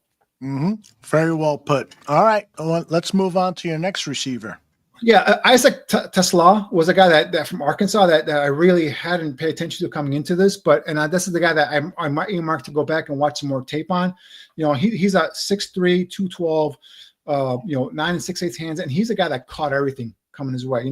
Again, another one that's going to highlight in terms of speed and all that stuff, but just a tough, good route runner. We throw the ball to him, he'll make the catch. Whether it's an over the shoulder or go up and get a kind of contested catch.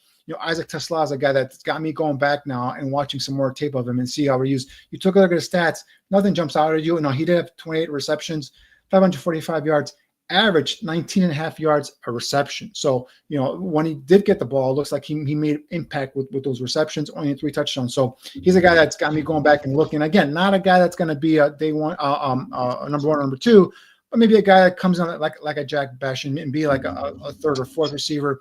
Again, when you called upon, he comes up and makes a big play. So, we're a team that lacks depth at the position like receiver. Getting some of these guys in there and maybe, being a 4th receiver could come into play and help you win a game here and there. So that's a guy I'm going to go back and do some more research on, and eventually I'm going to put up a scouting report on my YouTube page. So that Danny, this tight end class strikes me as phenomenal. Outside of Tyler Warren, it's loaded with guys who have potential, but you can't say for absolute sure that they're going to be top players. Is that fair? I think it's a loaded class. I think it's an absolutely loaded class. Okay. I think if you're looking, this is, for me, I can't remember a tight end class that had this much talent in it.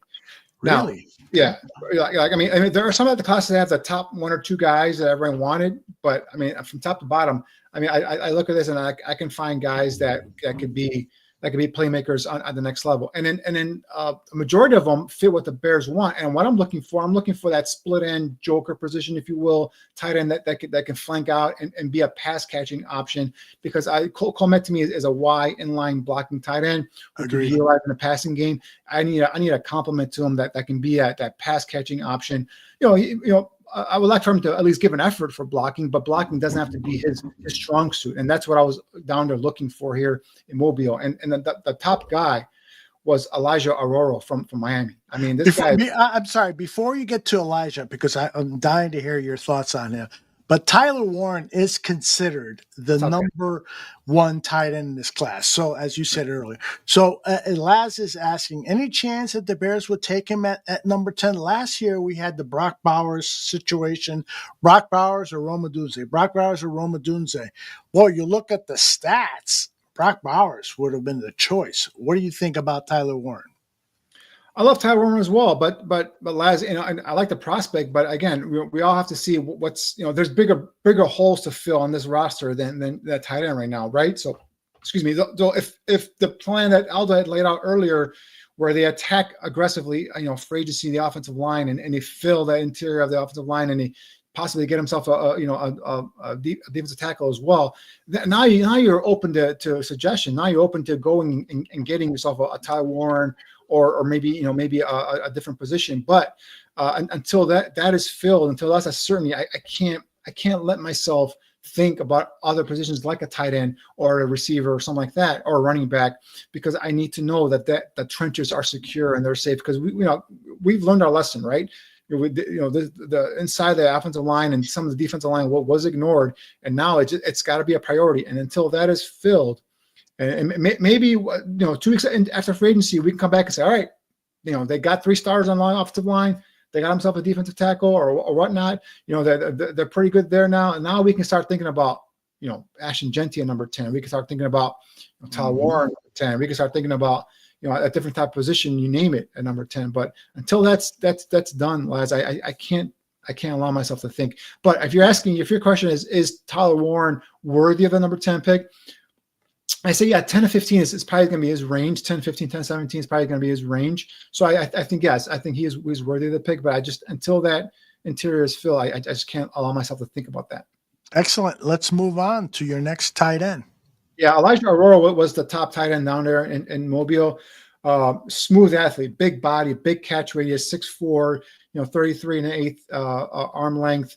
9 5/8, a guy that could stretch the seam. He's got the ability to run at 251 and be a big playmaker down the football field. And his biggest issue, guys, has been just staying healthy. The last couple of years at Miami, he's been riddled with injuries. So I think that's really held him back.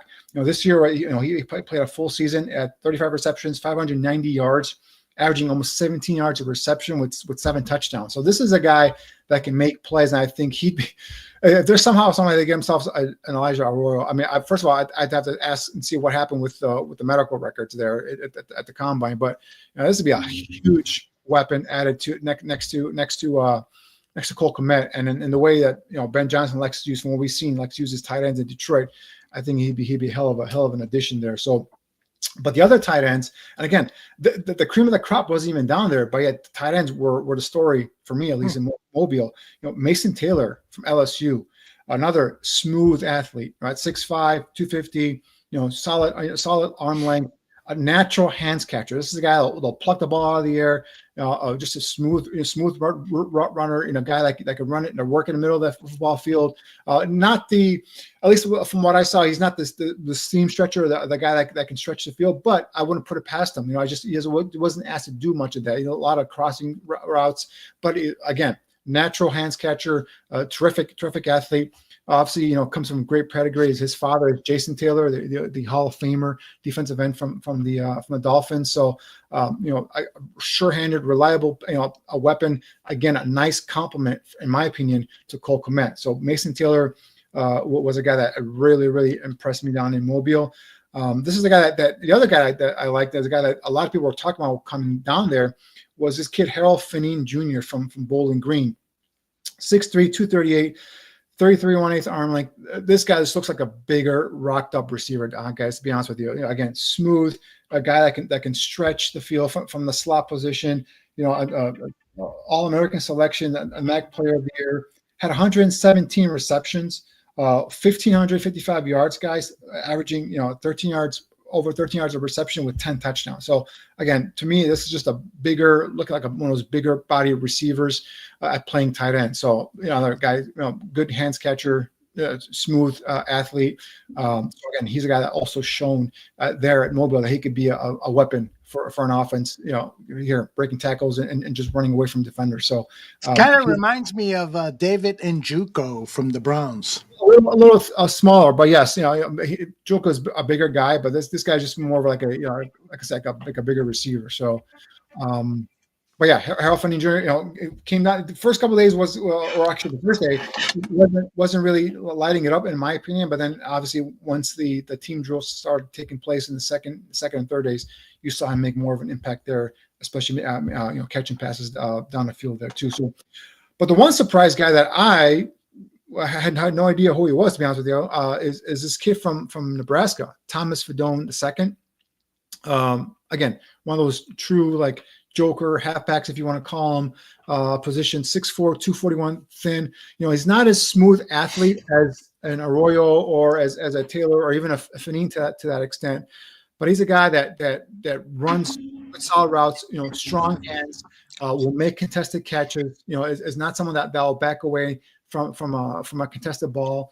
But yeah, just a guy that really stood out in terms of his ability to get, run good routes, clean routes, and also make catches in tough positions, and also be able to fight a defender for the football. And it just, showed some of that toughness that you like to see in your tight end. So not a day 1 or day 2 guy, most like a day 3 guy. But if they go ahead and move on from the tight end position and just kind of fill other needs and get a guy like Thomas Fedone III in day 3, I think that'd be a solid, nice pickup, quiet, nice pickup. Again, not the seam stretcher that the Arroyo is, not the smooth athlete that a Mason Taylor is, but the guy that's effective running routes and making tough contested catches in the middle of the football field. So Fedone, keep an eye on that guy from Nebraska. Did you take a look at Harold Fanning Jr. at all? Oh, you just talked about him. Oh, okay. Bowling Green, you told me you looks like David Njoku. That was Harold. Oh, that was Harold. Yeah. All right. I'm doing too many things here. So we've talked about Thomas. We talked about Harold. We talked about Elijah. That's it for the tight ends, or do you have one more? No, that was it for my tight ends. All right. Anything else regarding Senior Bowl that you want to share with us?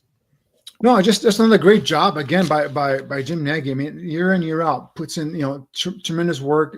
Always has the players there that go out there and light up the week and in terms of showing out. There are a couple of players that I had not seen that I'm going to go back and actually do work on, and one of them is Darius Alexander from Toledo, defensive tackle. Mm-hmm.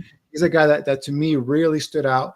He put on his tape, and he's a guy that has so far watching a couple of games is like, whoa, this guy's got some talent at Toledo. I saw that length there, 34-inch arms, 6'3", 6'4". Again, a guy that is still developing, but you see some of the quickness. You see him attacking upfield one gap. You see a swim move. You see the hand technique usage. You see the rip through. So he's that guy that so far watching some of his tape at Toledo really has impressed me. And again, one-on-ones is where he kind of stood out there as well. Kind of popped for me. So I just made a note of it and went back. And when I got back and I started watching some of his tape, he's a guy that to me, I think has also helped himself, and a guy that I'm going to do some more work on, and I'll probably put up some sort of scouting report on him as well. J2K says, great job on the analysis, Danny, and I have to agree, sensational work.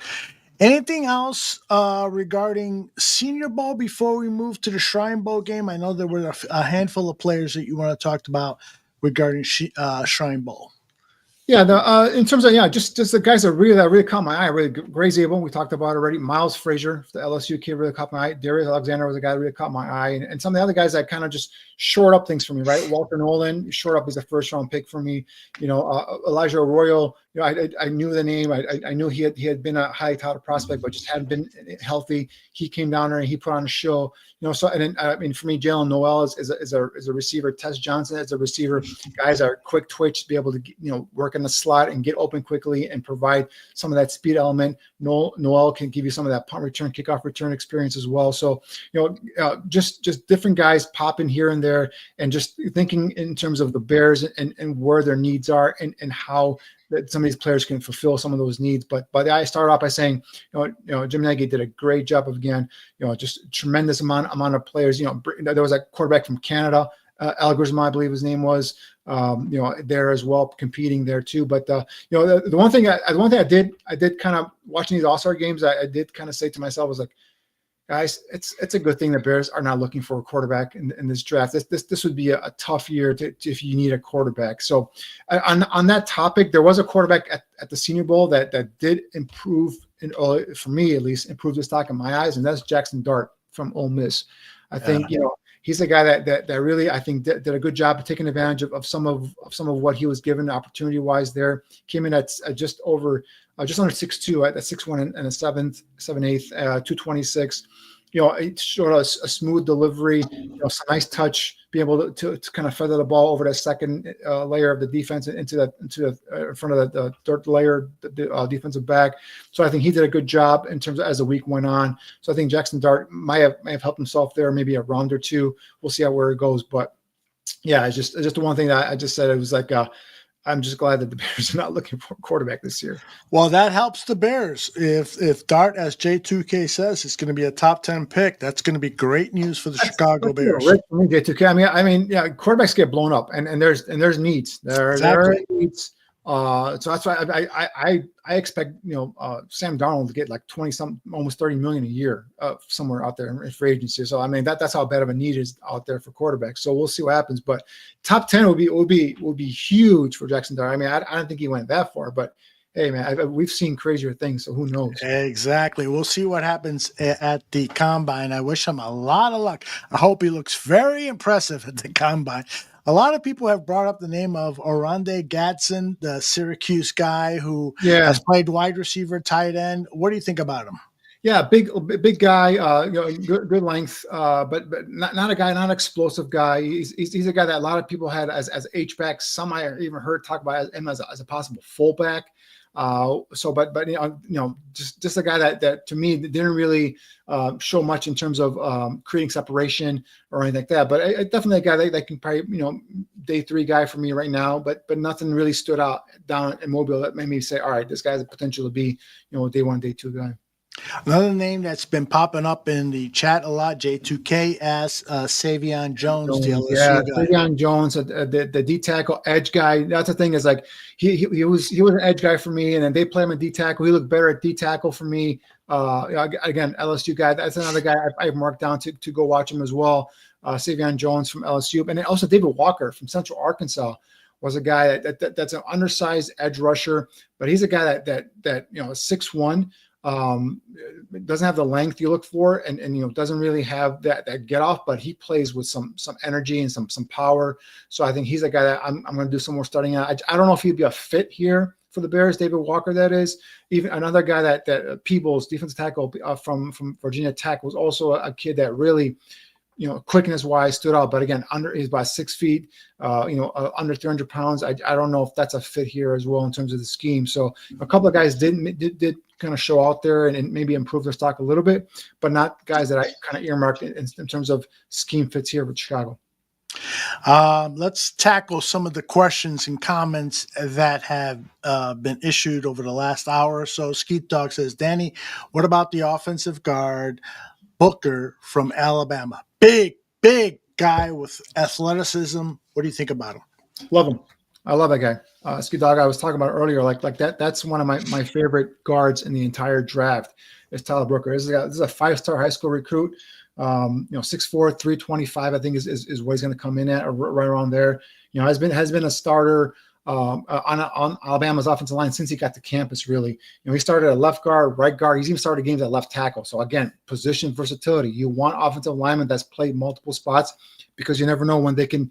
Joe Thuney started as a guard this year, and now he's going to be starting in the Super Bowl as a left tackle. So that kind of position versatility is key for these offensive line. But I love Tyler Booker. We talked about them getting more stout at the point of attack in their offensive line. Booker will give you that. Gives you some of that athleticism, be able to get to that second level defender on his run fits. He gives you that as well. So I love Tyler Booker. And, Will Campbell will probably be my guy if I had to stick at number 10 and pick an offensive lineman if he's there. But Booker is not far behind, man. It's a little rich for a guard, but man, he's a guy that I think will be a day 1 starter for the next 10 years. You know me. It's never too Love your rich. guard. Love your guard. I know. Never too rich to go for a guard. One of the things on my bucket list, and I got a million things on my bucket list, but this is one, is I wish we could have J2K on so that the two of you guys could just talk about the draft. He's got another great questions or comment here. I'm getting Watt Brothers vibes with Landon Jackson and Jack Sawyer. Danny, do you agree or disagree that Jackson and Sawyer could be like a Watt Brothers combination? Well, I don't. If you mean T.J. Watt, I don't think neither of those guys has the bend and the ability to turn a corner like a T.J. Watt. Now you're talking about J.J. Watt. I could see maybe a Sawyer being a poor man's J.J. Watt. Got to get him a little bit bigger, a little bit more stronger. But in terms of Sawyer, you like the size at 6'4". I think he's going to come in with 33 some, or maybe even 34-inch arms. We'll see what he measures in that. That's the one thing about the Ohio State playing in the championship game. A lot of their guys didn't come down there and didn't participate in the Senior Bowl, even though they're supposed to. But I think Sawyer is a guy that's going to be a rotational guy at the edge. He could be a great base defensive end guy. A guy who's really good in terms of setting the edge and funneling everything back into the middle. He's a guy that is a power rusher. He's a bull rusher. A guy can get into the chest of an offensive lineman and walk him backwards. Obviously, we've seen the leadership, the competitive fire that Jack Sawyer has, and I think he's a guy that would bring some of that competitive juices and that football competitive toughness on a football team. But in terms of being a perennial 10, 12 sack guy like a T.J. Watt, I don't see that. A J.J. Watt, maybe a bigger stout run defender, but not that pass rusher that J.J. Watt is. Who's the other guy that he mentioned? It was Jack Sawyer and where did it go? I unstarted. So I apologize. So Jack Sawyer, and I'm forgetting who it was. I don't have it started anymore, so I've lost it into cyberspace. But I will go on and I'm sure he will remind us. But just to interrupt things here, MC Fact. It was Landon Jackson. I'm sorry, it was Landon Jackson who was asking about. Okay, go ahead. Jackson, the kid from Arkansas. He's a guy that intrigues me in terms of as a guy that highly touted. Came into the year as a top 10 guy in terms of defensive ends, but really, didn't have the season that I thought he was going to have. The bend around the edge is something that's going to be questioned. But he's a guy that had a great Senior Bowl game. I think he had 1 or 2 sacks. He took advantage of this kid Vincent from Alabama A&M. Really kind of played him dirty there, I think. But he's a guy that does intrigue me as a day 3 guy. If you're still looking for a defensive end or a guy that can come off the edge, I wouldn't mind bringing a Landon Jackson on day 3 and saying, all right, let's go and compete and see what you can do here. Just want to digress just for a second. MC Fact is asking, have you ever played football? Especially, no, I just high school football, but nothing like not collegiate or anything like that. You were a safety, right? No, I was a defensive tackle and a tight end. Oh, really? For some reason, I'm thinking you were a safety, but you were a defensive tackle and tight end. Did you have some success when I was in high school? Yeah. Did you? So you had some success, right, at those positions when you played? Well, I played. Well, that's one reason why I have a back issue now and knee problems. That was one of the reasons why my body. I loved the game so much, but my body just didn't love the game. I hear you. I hear you. All right. Laz wants to know, what round, Danny, would you be taking a running back, and who is that guy that could be available? Now, you've got a long list of players who could be available at whatever round. This is a very deep running back class. Who you got? Right, and that's the thing. It's the running back class, the tight end class, and the interior offensive line class, and even the defensive line class. I think is a deep class. And I think it fits perfectly for the Bears because those are some of the areas that they have needs in. So, and in terms of the where I would draft a running back last, 3rd round is a nice round for me there.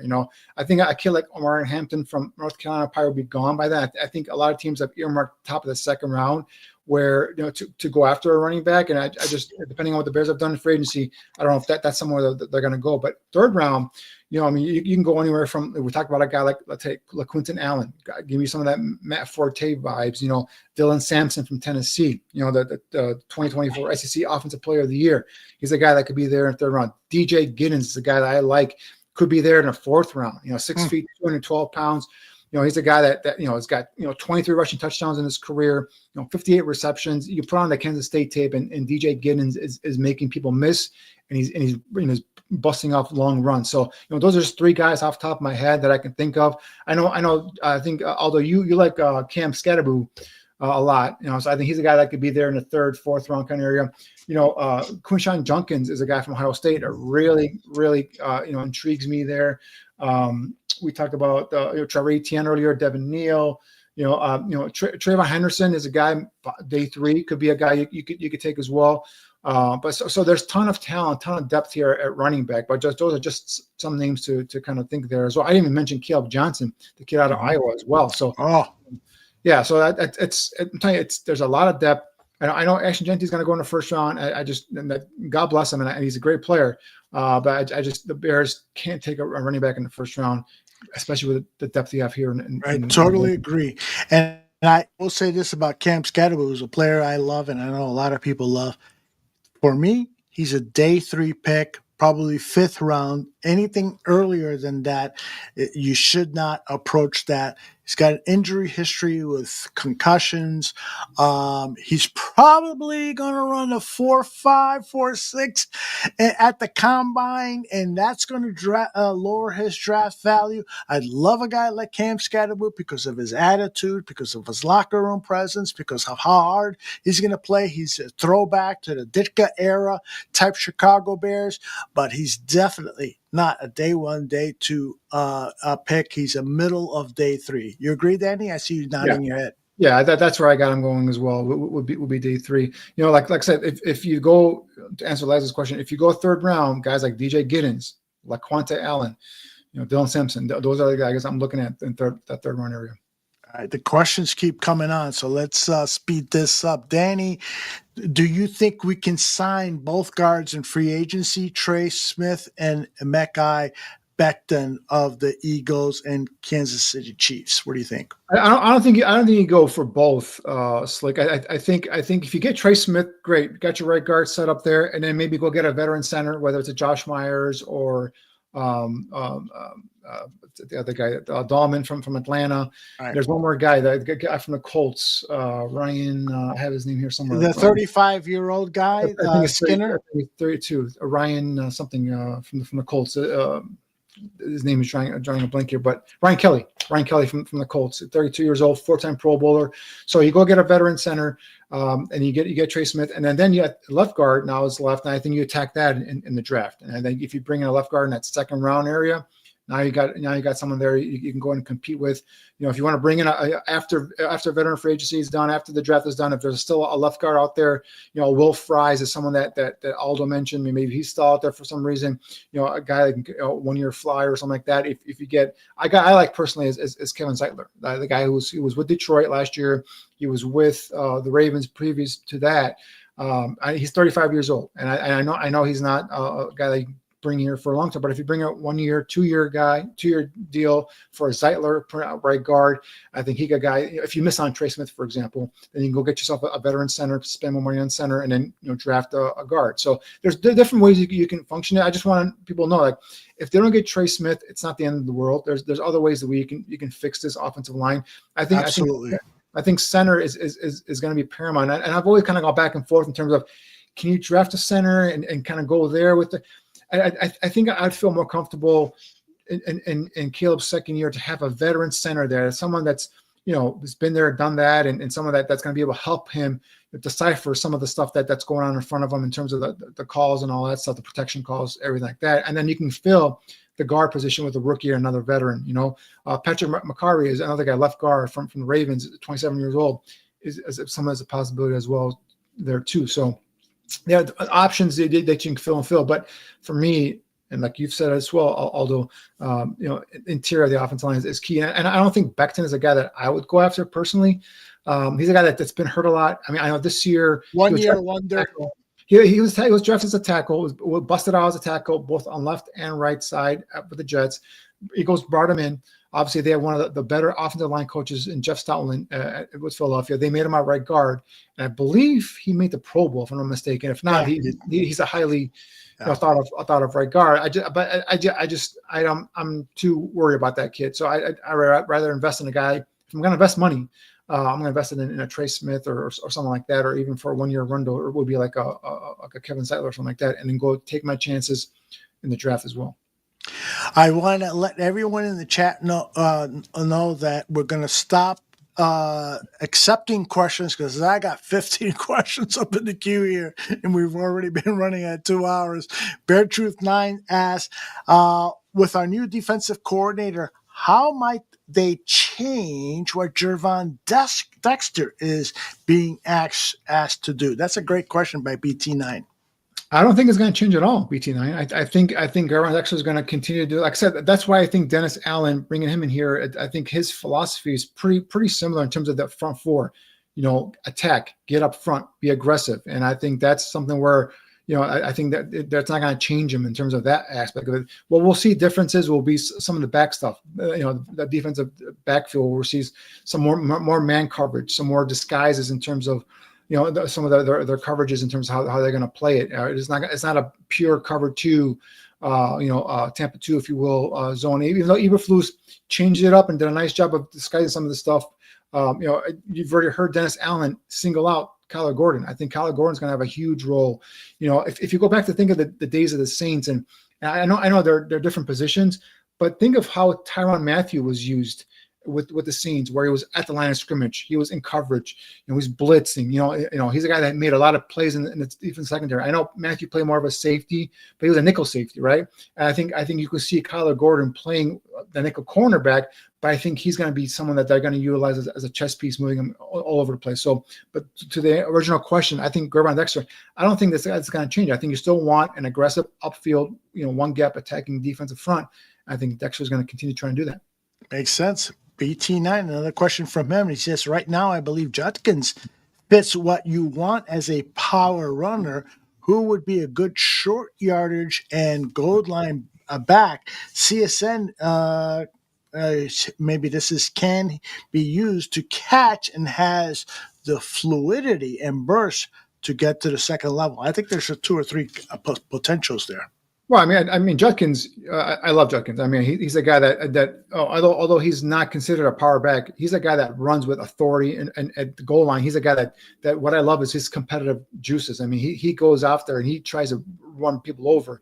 So I love Quinshon Judkins. And obviously, his ability to catch out of the backfield is great as well. In terms of some of these guys here that you can come in and be that goal line guy.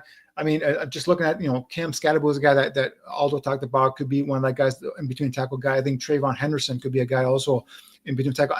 Too many ankle tackles for him on his tape, which kind of disappointed me about Trayvon Henderson, but he has home run hitting speed, terrific hands out of the backfield, probably one of the better pass blocking running backs in the draft that I've seen so far, Trayvon Henderson. So he gives Caleb Johnson from Iowa could be a guy in between the tackles runner as well there too. So, but Judkins is a guy that can do probably everything. And then just continue to add and mix pieces. Roschon Johnson, I know some people are still fans of Roschon Johnson. I never really was a big fan of his coming out of Texas. We'll see where it goes. I know the concussion last year kind of hurt him as well. So, he could be a potential goal line guy as well. So, that was the role he had this past year. Absolutely. When he is healthy, I think Roschon Johnson could do the job. The problem is, does he have the physical makeup to take all that punishment that a power back does? Sort of reminds me a little bit of Raymond Harris, who used to play for the Chicago Bears and had a 1,000-yard rushing season, but I kept seeing him getting up slower and slower after each hit, and I said to myself, this guy is not going to last long, and he didn't. Back, Raymond Harris, remember that's a name. Yep. What school did he go to? Do you remember? I'm sorry? What school did he go to? Do you remember? Gosh, it was a Midwest school, wasn't it? It was Iowa. Iowa-ish? What is that? New school? Iowa-ish? Iowa State. Oh, okay. Yes, indeed. It was Iowa State. Aunt Mass wants to know about Luke Lachey from Iowa. He was supposed to come out last year. How has he looked this past season, and is he a viable draft pick for the Chicago Bears? Somebody the Bears should consider. Yeah, Luke Shea was a guy down at the East West Shrine game, and he's a guy that obviously Iowa tight ends they always come out, they always do well. And he didn't do anything to me or for me, I should say, in the practices that stuck out. But he's a guy that definitely is on my list to go ahead and kind of go through and vehemently scout his tape. But yeah, Luke Shea is a guy. Obviously, first thing you hear a tight end from Iowa, you think, all right, they've got potential here to do something at the league. So I will be watching his tape, and I'll be posting his scouting report out on my YouTube page here shortly. Laz says, will ultra-back Doug Kramer make the team? Now, Laz, I know you're just kidding around there, but I say absolutely not. I would immediately eliminate him from making the Chicago Bears team or inviting him to camp. And the reason why is you got a new start here. And players who have left a stain on the team because of their play or attitude or so forth, you should try to eliminate them from coming to the roster because it's a new start. And so bring in as many new faces and players and attitudes as you can. And Kramer could end up being an all-pro, Hall of Fame center, but that's just my approach. Danny, what do you think? Yeah, I mean, I don't mind bringing him to camp. And I think a lot of that ill will towards Kramer was from that fumble at the goal line, but that wasn't his fault. I mean, what's he gonna say? No, I'm not taking the hand off. I think that's what you're referring to. Well, and then there was the one other play later in the season where he didn't report. He failed to report. Yeah, right. Okay. I mean, I see. But I mean, I would bring him to camp. Maybe he earns a backup role. I mean, you already need backups as well. But but I do think they're going to go away from those lighter, more athletic linemen to more bigger, bulkier linemen. So we'll see what happens. I think Matt Pryor has a chance to come back as a swing offensive lineman because he could play left guard, left tackle, right tackle. That's a very valuable player to have on your offensive line. So I think Matt Pryor has a chance to be re-signed. And also, don't forget, Dan Skipper, the favorite there in Detroit, is a free agent as well, I believe. So I think that's a guy that if he wants to bring in an ultra back, that could be his ultra back right there. Right.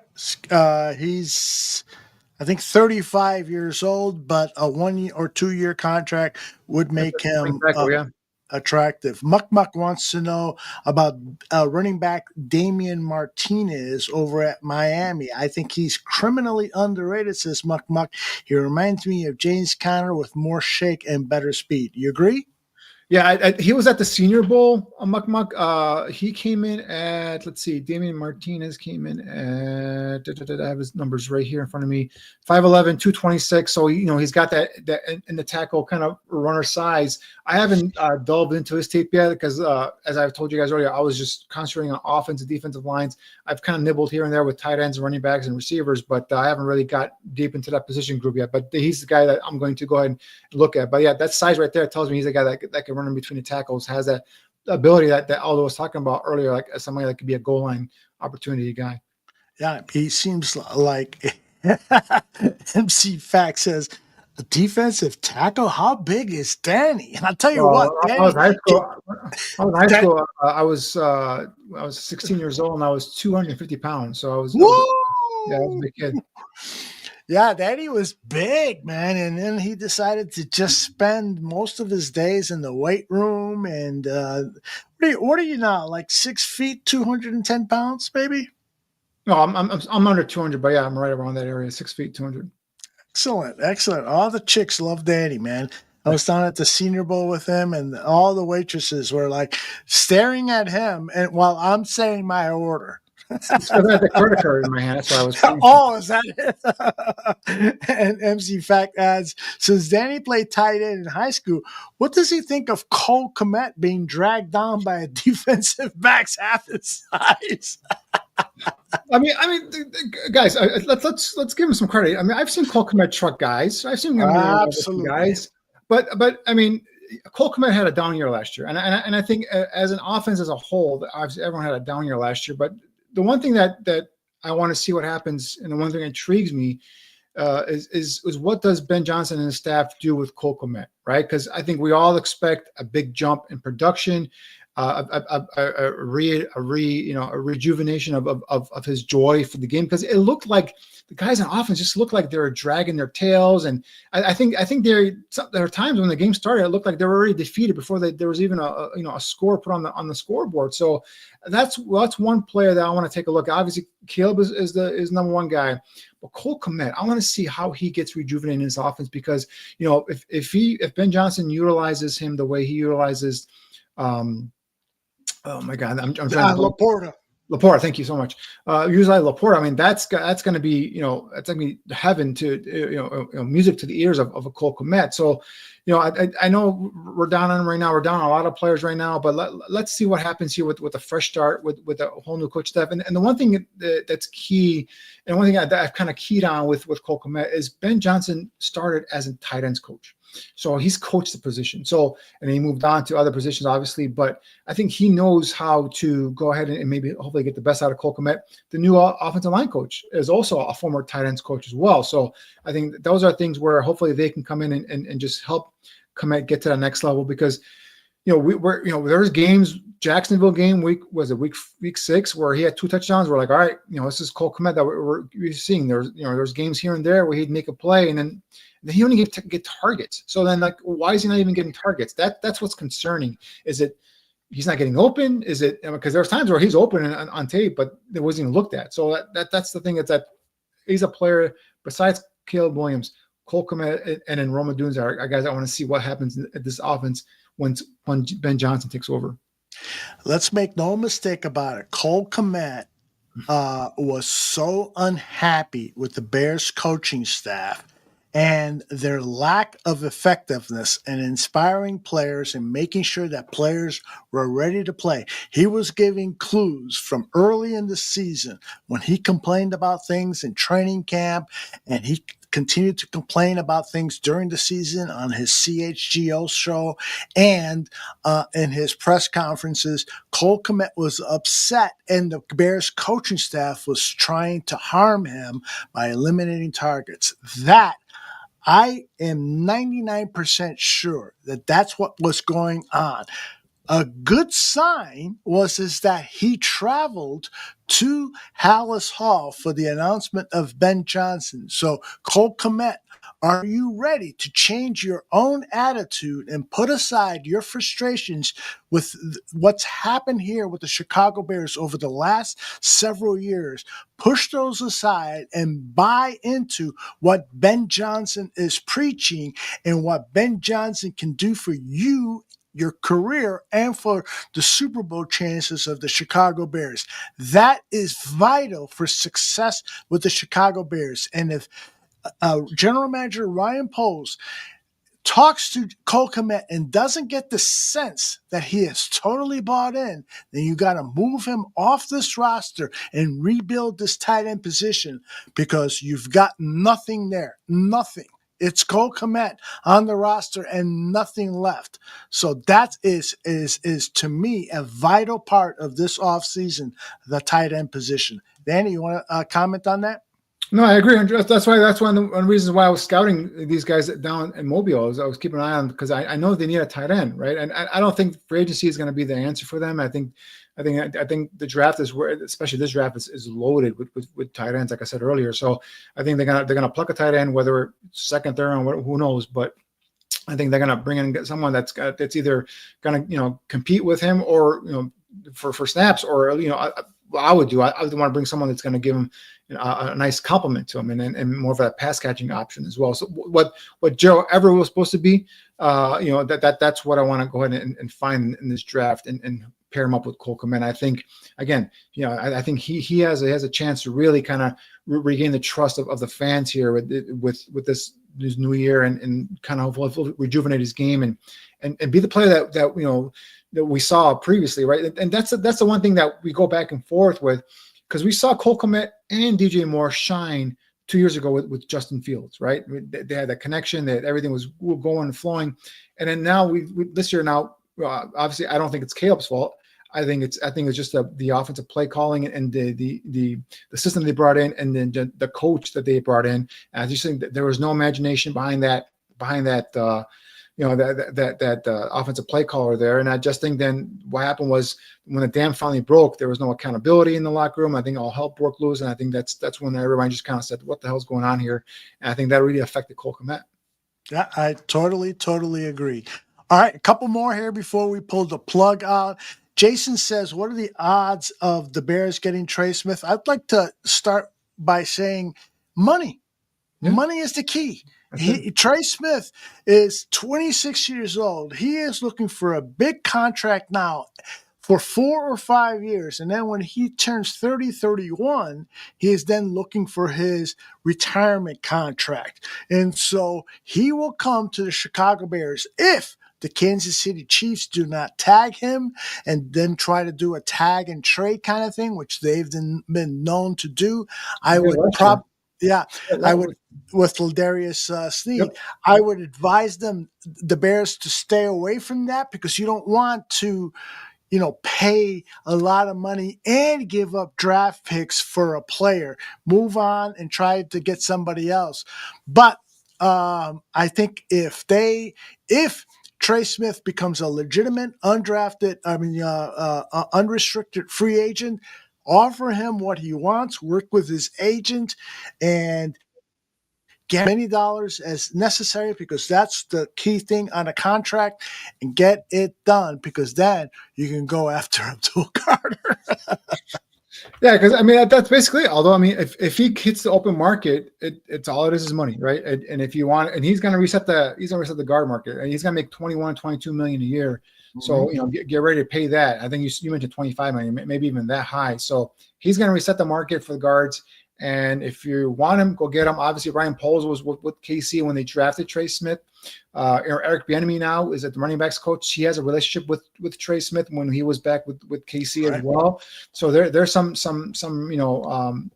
connections there, if you will, with Trey Smith. So I think everyone, the talk is if Trey Smith hits the open market, Chicago is a place he's going to come. So it's just a matter of hit the open market. Now I know that the Chiefs salary cap is not in the greatest shape. So they have some young players that are going into the last year of their contract, so that they might let him hit the free agency market or go unrestricted. So we'll see what happens there. But if he hits open market, I think Chicago give him the money and he's yours. Yep. And Chiefs have to make some tough decisions. One of the things that the Chiefs have in their favor is they draft very, very well. And so, they had an offensive line a couple of Super Bowls ago that was kind of an embarrassment because of injuries and players and so forth, but they took care of that problem. So they might have enough confidence in themselves to draft that they would allow Trey Smith to go and not tag him. I hope that's the case. All right, a couple more here. Let's see. Jason says, I'd rather have Trey Smith than Myles Garrett, right? That's an obvious, right? Yes. Yeah, 26, 25 years old, getting into the prime of his career, as opposed to Myles Garrett, who's still 29, still great, but he's going to hit 30 by next year starts. And like I said, already 8 seasons of wear and tear on the defensive front. So that's where, plus you have to trade assets and all that stuff. But with Trey Smith, is just giving up money. That's all you're doing. Exactly. Brashard Smith is a converted wide receiver. Is now playing the running back position. He's got great hands and speed. Have you had a chance to scout Brashard Smith? And not yet. At 195, he's sub 200. He's an SMU running back. I haven't had a chance to look at him, but he was not at Mobile as well. Looked pretty good in terms of the drills. But at 195, I don't know if he's that in between tackle type of runner we're looking for. But I haven't broken him down yet, so no. So, like I said at the beginning of the show, when I mention a player or somebody in the chat mentions a player and Danny hasn't had a chance to scout him, he will be up later tonight. Scouting Brashard Smith. I got Danny Martinez. I got Brashard Smith. I got Steven Jones. I already got him in my head. I'm making a list of guys. Unbelievable. All right, let's go with the last question. Let's pick one here. Let's go to Cliff Victoria, because he wants you to do your own mock draft here. Who would you pick with number 10, number 39, and 41? And I know this is out of the blue here, so we're not going to hold you to that, but at the very least, give us a clue as what you might be thinking. Well, at number 10, I'm telling you, it's going to be a defensive the defensive lineman for me, right? Unless unless I fall in love with Will Campbell. If Will Campbell comes in with 33 half arm length and he's still available, I might take him. But again, he's a left tackle. I'm looking to kind of clean up the inside of the offensive line. So I'm just gonna wing it here, Cliff. So I think at 10, if I'm gonna be realistic here in terms of who will actually be available. Right. So at 10, I'm probably gonna go with. I don't think Mason Graham will be available. I'm going to go with what's his name. I'm going to go with Michael Williams, defensive end from Georgia. You've mentioned him before, yeah. He's a guy that's got size, he's got length. I think he had 6.5 sacks this past year, but he's got I think 21 quarterback pressures or hurries. So he's a guy that just gets there, but doesn't always complete the job. But I think again, all Georgia linemen don't necessarily have the stats coming out of Georgia because they rotate a lot of guys in and out and all that stuff. But they typically are great players at the next level. So I'd go at 10. I'd go with Michael Williams at 39 and 40. So I have the defensive line. So at 39, I'm going to go. I'm going to go on the offensive side. I'm going to go. And then I don't know if this guy will be there or not, but Donovan Jackson from Ohio State. He's a guy left guard. I absolutely love this kid. He played left tackle this year once Josh Shimon got hurt and he moved out to left tackle. But before he was left guard. They haven't pegged that left guard at the next level. But man, watch Ohio State go through that college football playoff. I mean, he played a hell of a job at left tackle. So obviously, I think a lot of that has to do with the length and all that stuff. But we'll see how he measures in. But Donovan Jackson, second round, is a guy that I would love to have. So I've attacked the offensive line, attacked the defensive line, and let's see, with 41, I might double up there.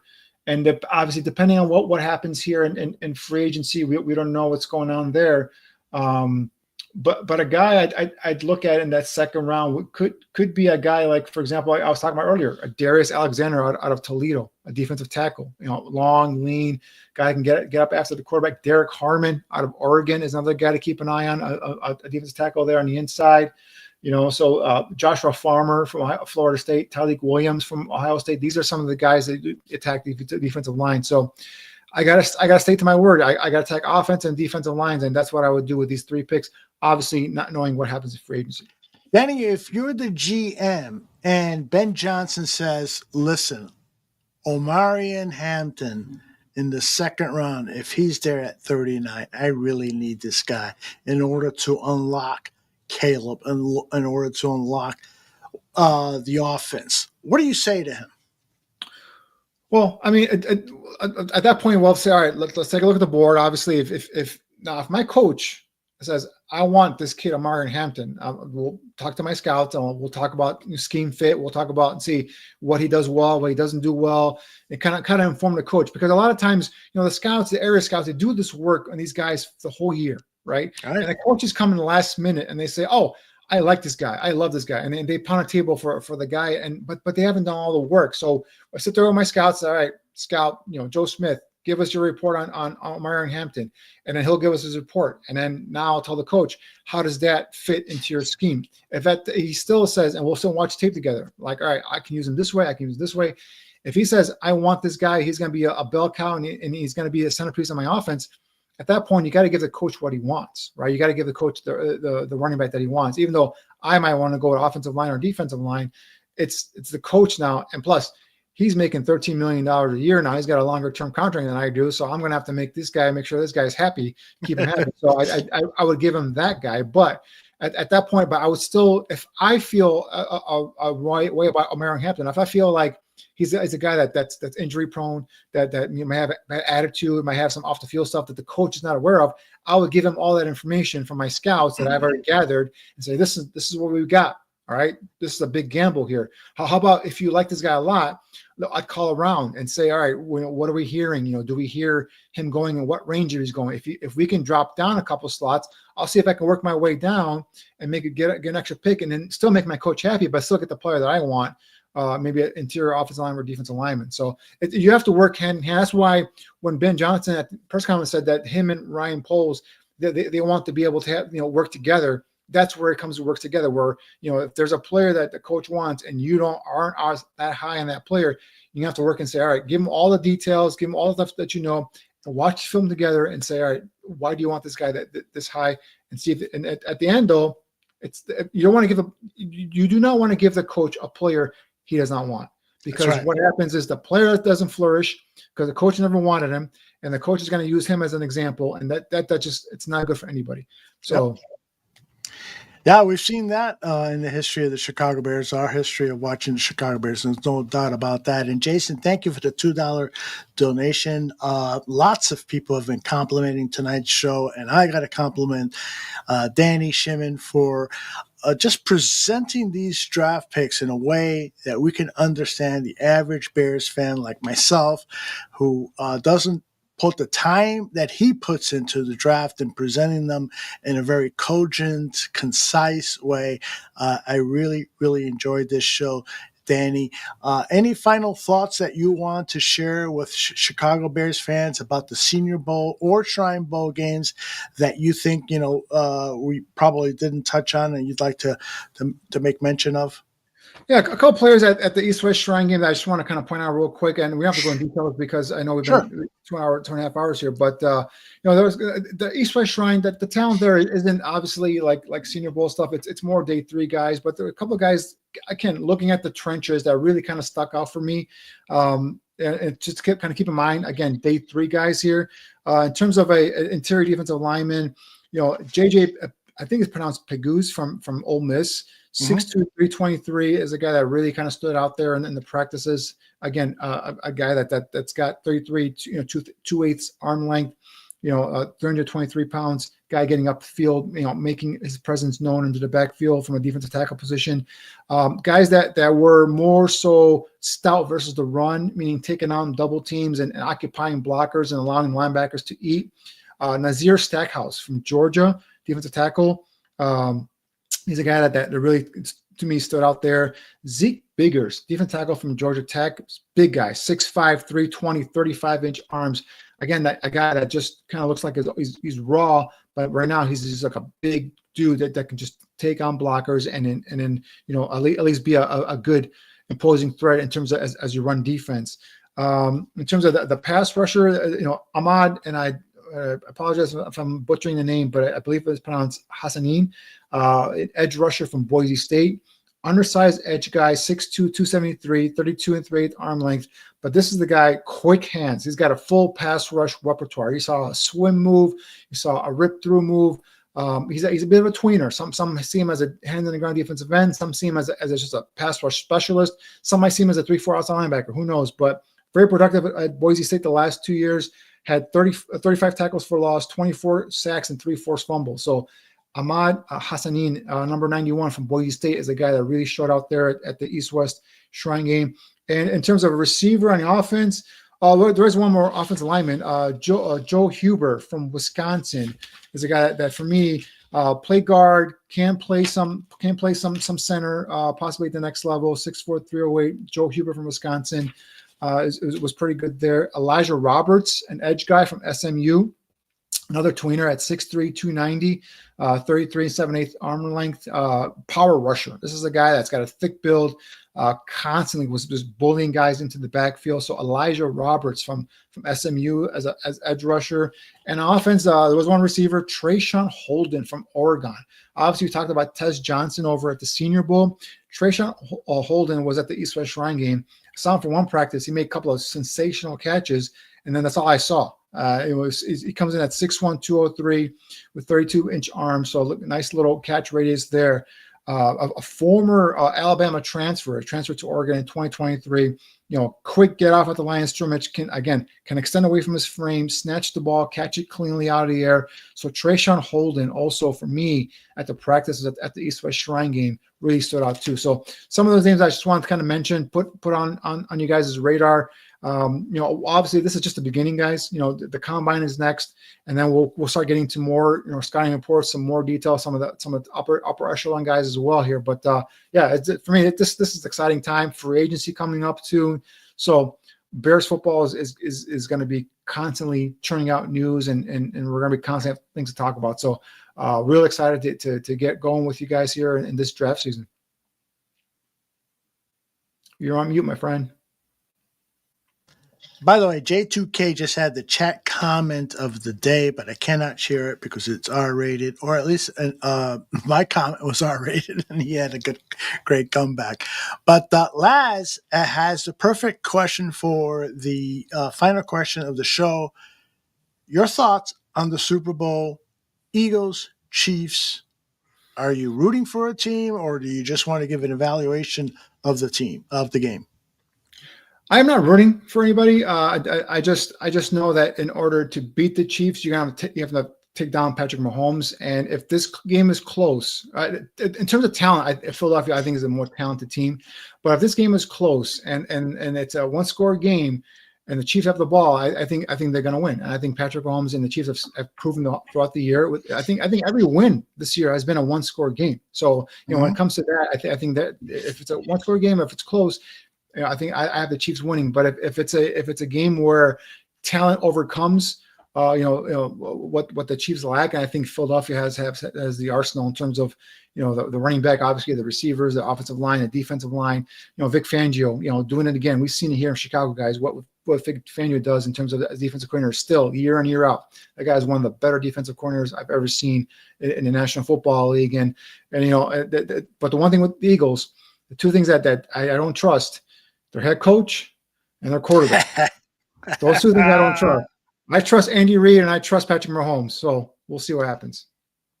That's a perfect way of looking at this game from an analyst point of view, from a better point of view. Is you usually bet on the better quarterback. You usually bet on the better coaching staff. So that makes a lot of sense. I will say this. I wasn't asked for my opinion, but I will say this. These two quarterbacks are the two quarterbacks over the last 5, 6, 7 years I have pounded the table for. I really loved Patrick Mahomes coming out of college, and I loved Jalen Hurts, so it's only appropriate that they're meeting each other for the second time. I think the Chiefs are going to win this game because of just more experience. The team is gelling. This is almost seems unfair how well this team is so well oiled. I want to though ask you this question because Ant Mass reminded me when he said the Sheriffs. There is this conspiracy theory. My good friend Dan Aguirre says, I don't even know if I want to watch this game because the refs are in bed with the Chiefs. The head of officials said today it is preposterous to even think that 32 or 16 officiating crews and over 100 or 200, whatever it is, officials have conspired to help the Chiefs win. It is preposterous. I agree with him. I do think that sometimes the great teams, the great players get the benefit of the doubt with calls, but outside of that, there's a conspiracy. Danny, what do you think? What do you think? There's no conspiracy. I don't believe in that stuff. But the one thing I will go back to, and something that you have pounded the table for over the years, Aldo, is make these officials full-time employees of the NFL, because that way, like just like the Buffalo, the fourth down in the Buffalo Chiefs game, where one official nearest to the TV or sideline came in short, and the opposite official came in over the first down marker. Well, which one is it? Why did that one suck? One give up to the other one? So why wasn't there assistance from upstairs? I don't get it. So make these officials full-time officials. I think we have better officials, and I don't know why they don't do it, but will that eliminate mistakes? No, they're human. They make mistakes, right? But then, make them full-time, add some more opportunities with replay to assist them as well. And I think that all this stuff would stop, but I don't believe in any sort of conspiracy theory. That they're research. I think that the NFL should start to move quickly towards an all full-time employees at the officials. That way they don't have time to be the vice president of human resources for this company or insurance agent for this company.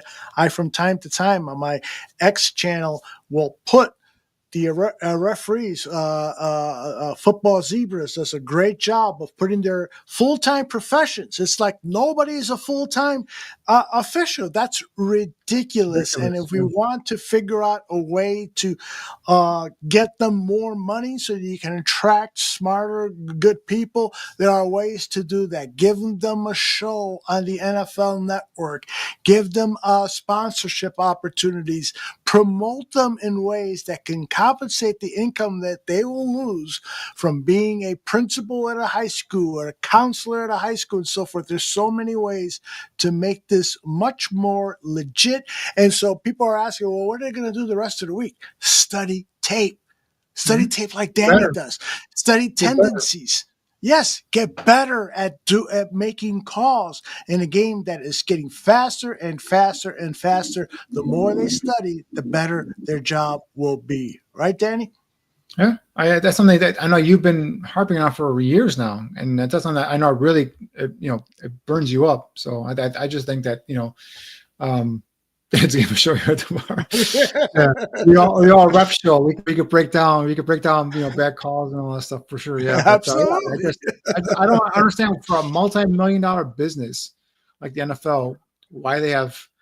They go cheap in some areas that just doesn't make sense to me. I don't get it. They still have the chain gang. Like you have 80-year-old men holding chains. Like put the chips inside the ball and let's get this all they do it. I know the ball's oval and it's a little different in soccer, but you got to figure out a way to do this. I mean, 80-year-old men holding these chains. I don't get it. It doesn't. I don't get it either. Now they have been looking at a computerized way to figure out first downs and so forth, but apparently the experiment that happened during preseason, they still want to tinker with it more, and so that tells me they're not putting the amount of resources needed into advance the game technologically. I mean, hey, when Danny and I and the average football fan are at home and we know what the call is, what the right call is, and the officials don't, there's a problem. There's a hell of a big problem. And you have video assistants upstairs, and stop with this whole oh, you can't challenge this, you can't challenge that, you can't. No, how many times do we see face masks? The most egregious one was the one with Minnesota where Sam Darnold got his head turned off and no one called a face mask penalty on I think it was a fourth down play. Like stuff like that, like obvious stuff. The fourth down that the Buffalo game, like assistance to see where was the ball, make sure they spotted it correctly. It's a huge game. Stuff like that will eliminate some of these conspiracy theories about favoritism and all that stuff. So right. And there was that one play with the Kansas City Chiefs, and it looked like there was targeting involved, but instead it was two bills hitting each other's helmet, and Mahomes was not touched at all. It was clear on the replay, but the officials saw it differently, and that lends to these conspiracy theories. I applaud the conspiracy theories people because they at least now are forcing the NFL to address the situation publicly. Roger Goodell will probably talk about it. The head of officials just talked about it. And so that's the one benefit of these crazy conspiracy theories, which I don't believe in, but at least it's bringing attention to the problem. Danny, man, fantastic show. This has been one of my favorite shows of the last few years. I want to again thank Jason for the $2 donation. I want to thank everyone who has hit the like button, who has subscribed to the channel. Danny, J2K says he is on the edge of his seat to find out what the name of your YouTube channel is. You want to share that now? Well, once it's up and going, I've just kind of started fiddling with it right now. Once I got everything up and going, I'll tweet it out, J2K, and I'll have all my scouting reports up there, and you guys can, with video stuff, and you guys can go in and take a look. And again, same thing. I welcome you guys to hit me up with any player or players that you want me to scout, and I'll post up there for you guys. Absolutely. And you better believe that I will be promoting Danny's channel as much or more of any of the programs that we have on the Barroom Network. I owe Danny so much because of his tireless work on the draft. And I really enjoy working with them. While we do not have an official draft on tap BS with Aldo is essentially going to be that. Danny and I have talked about a schedule of shows that he's going to be on, but also, Danny, you're going to be available for other people in other podcasts and other writing services and so forth, if they want to reach out to you. Is that correct? Yeah, just hit me up on Twitter at dshimon56, dshimon56, and then just if there's a show you want to jump on as a guest or talk draft, or there's something you want to ask, just go and ask away. Indeed, and Danny was on the Willis Twins show last Friday, and it was a very entertaining hour show. It was easily a show that could have gone 2 hours. We ourselves went 2 hours and 40 minutes. So it's time to pull the plug and let Danny get some rest. I want to thank all of you who joined us live, and for those of you watching on demand, please share the show with your friends, football fans, Bears fans, draft fans. We're really proud of the job that Danny did tonight and would love for more eyes on it. So for Danny Shimon, I'm Aldo Gandia. We'll talk to you next time. Bye-bye.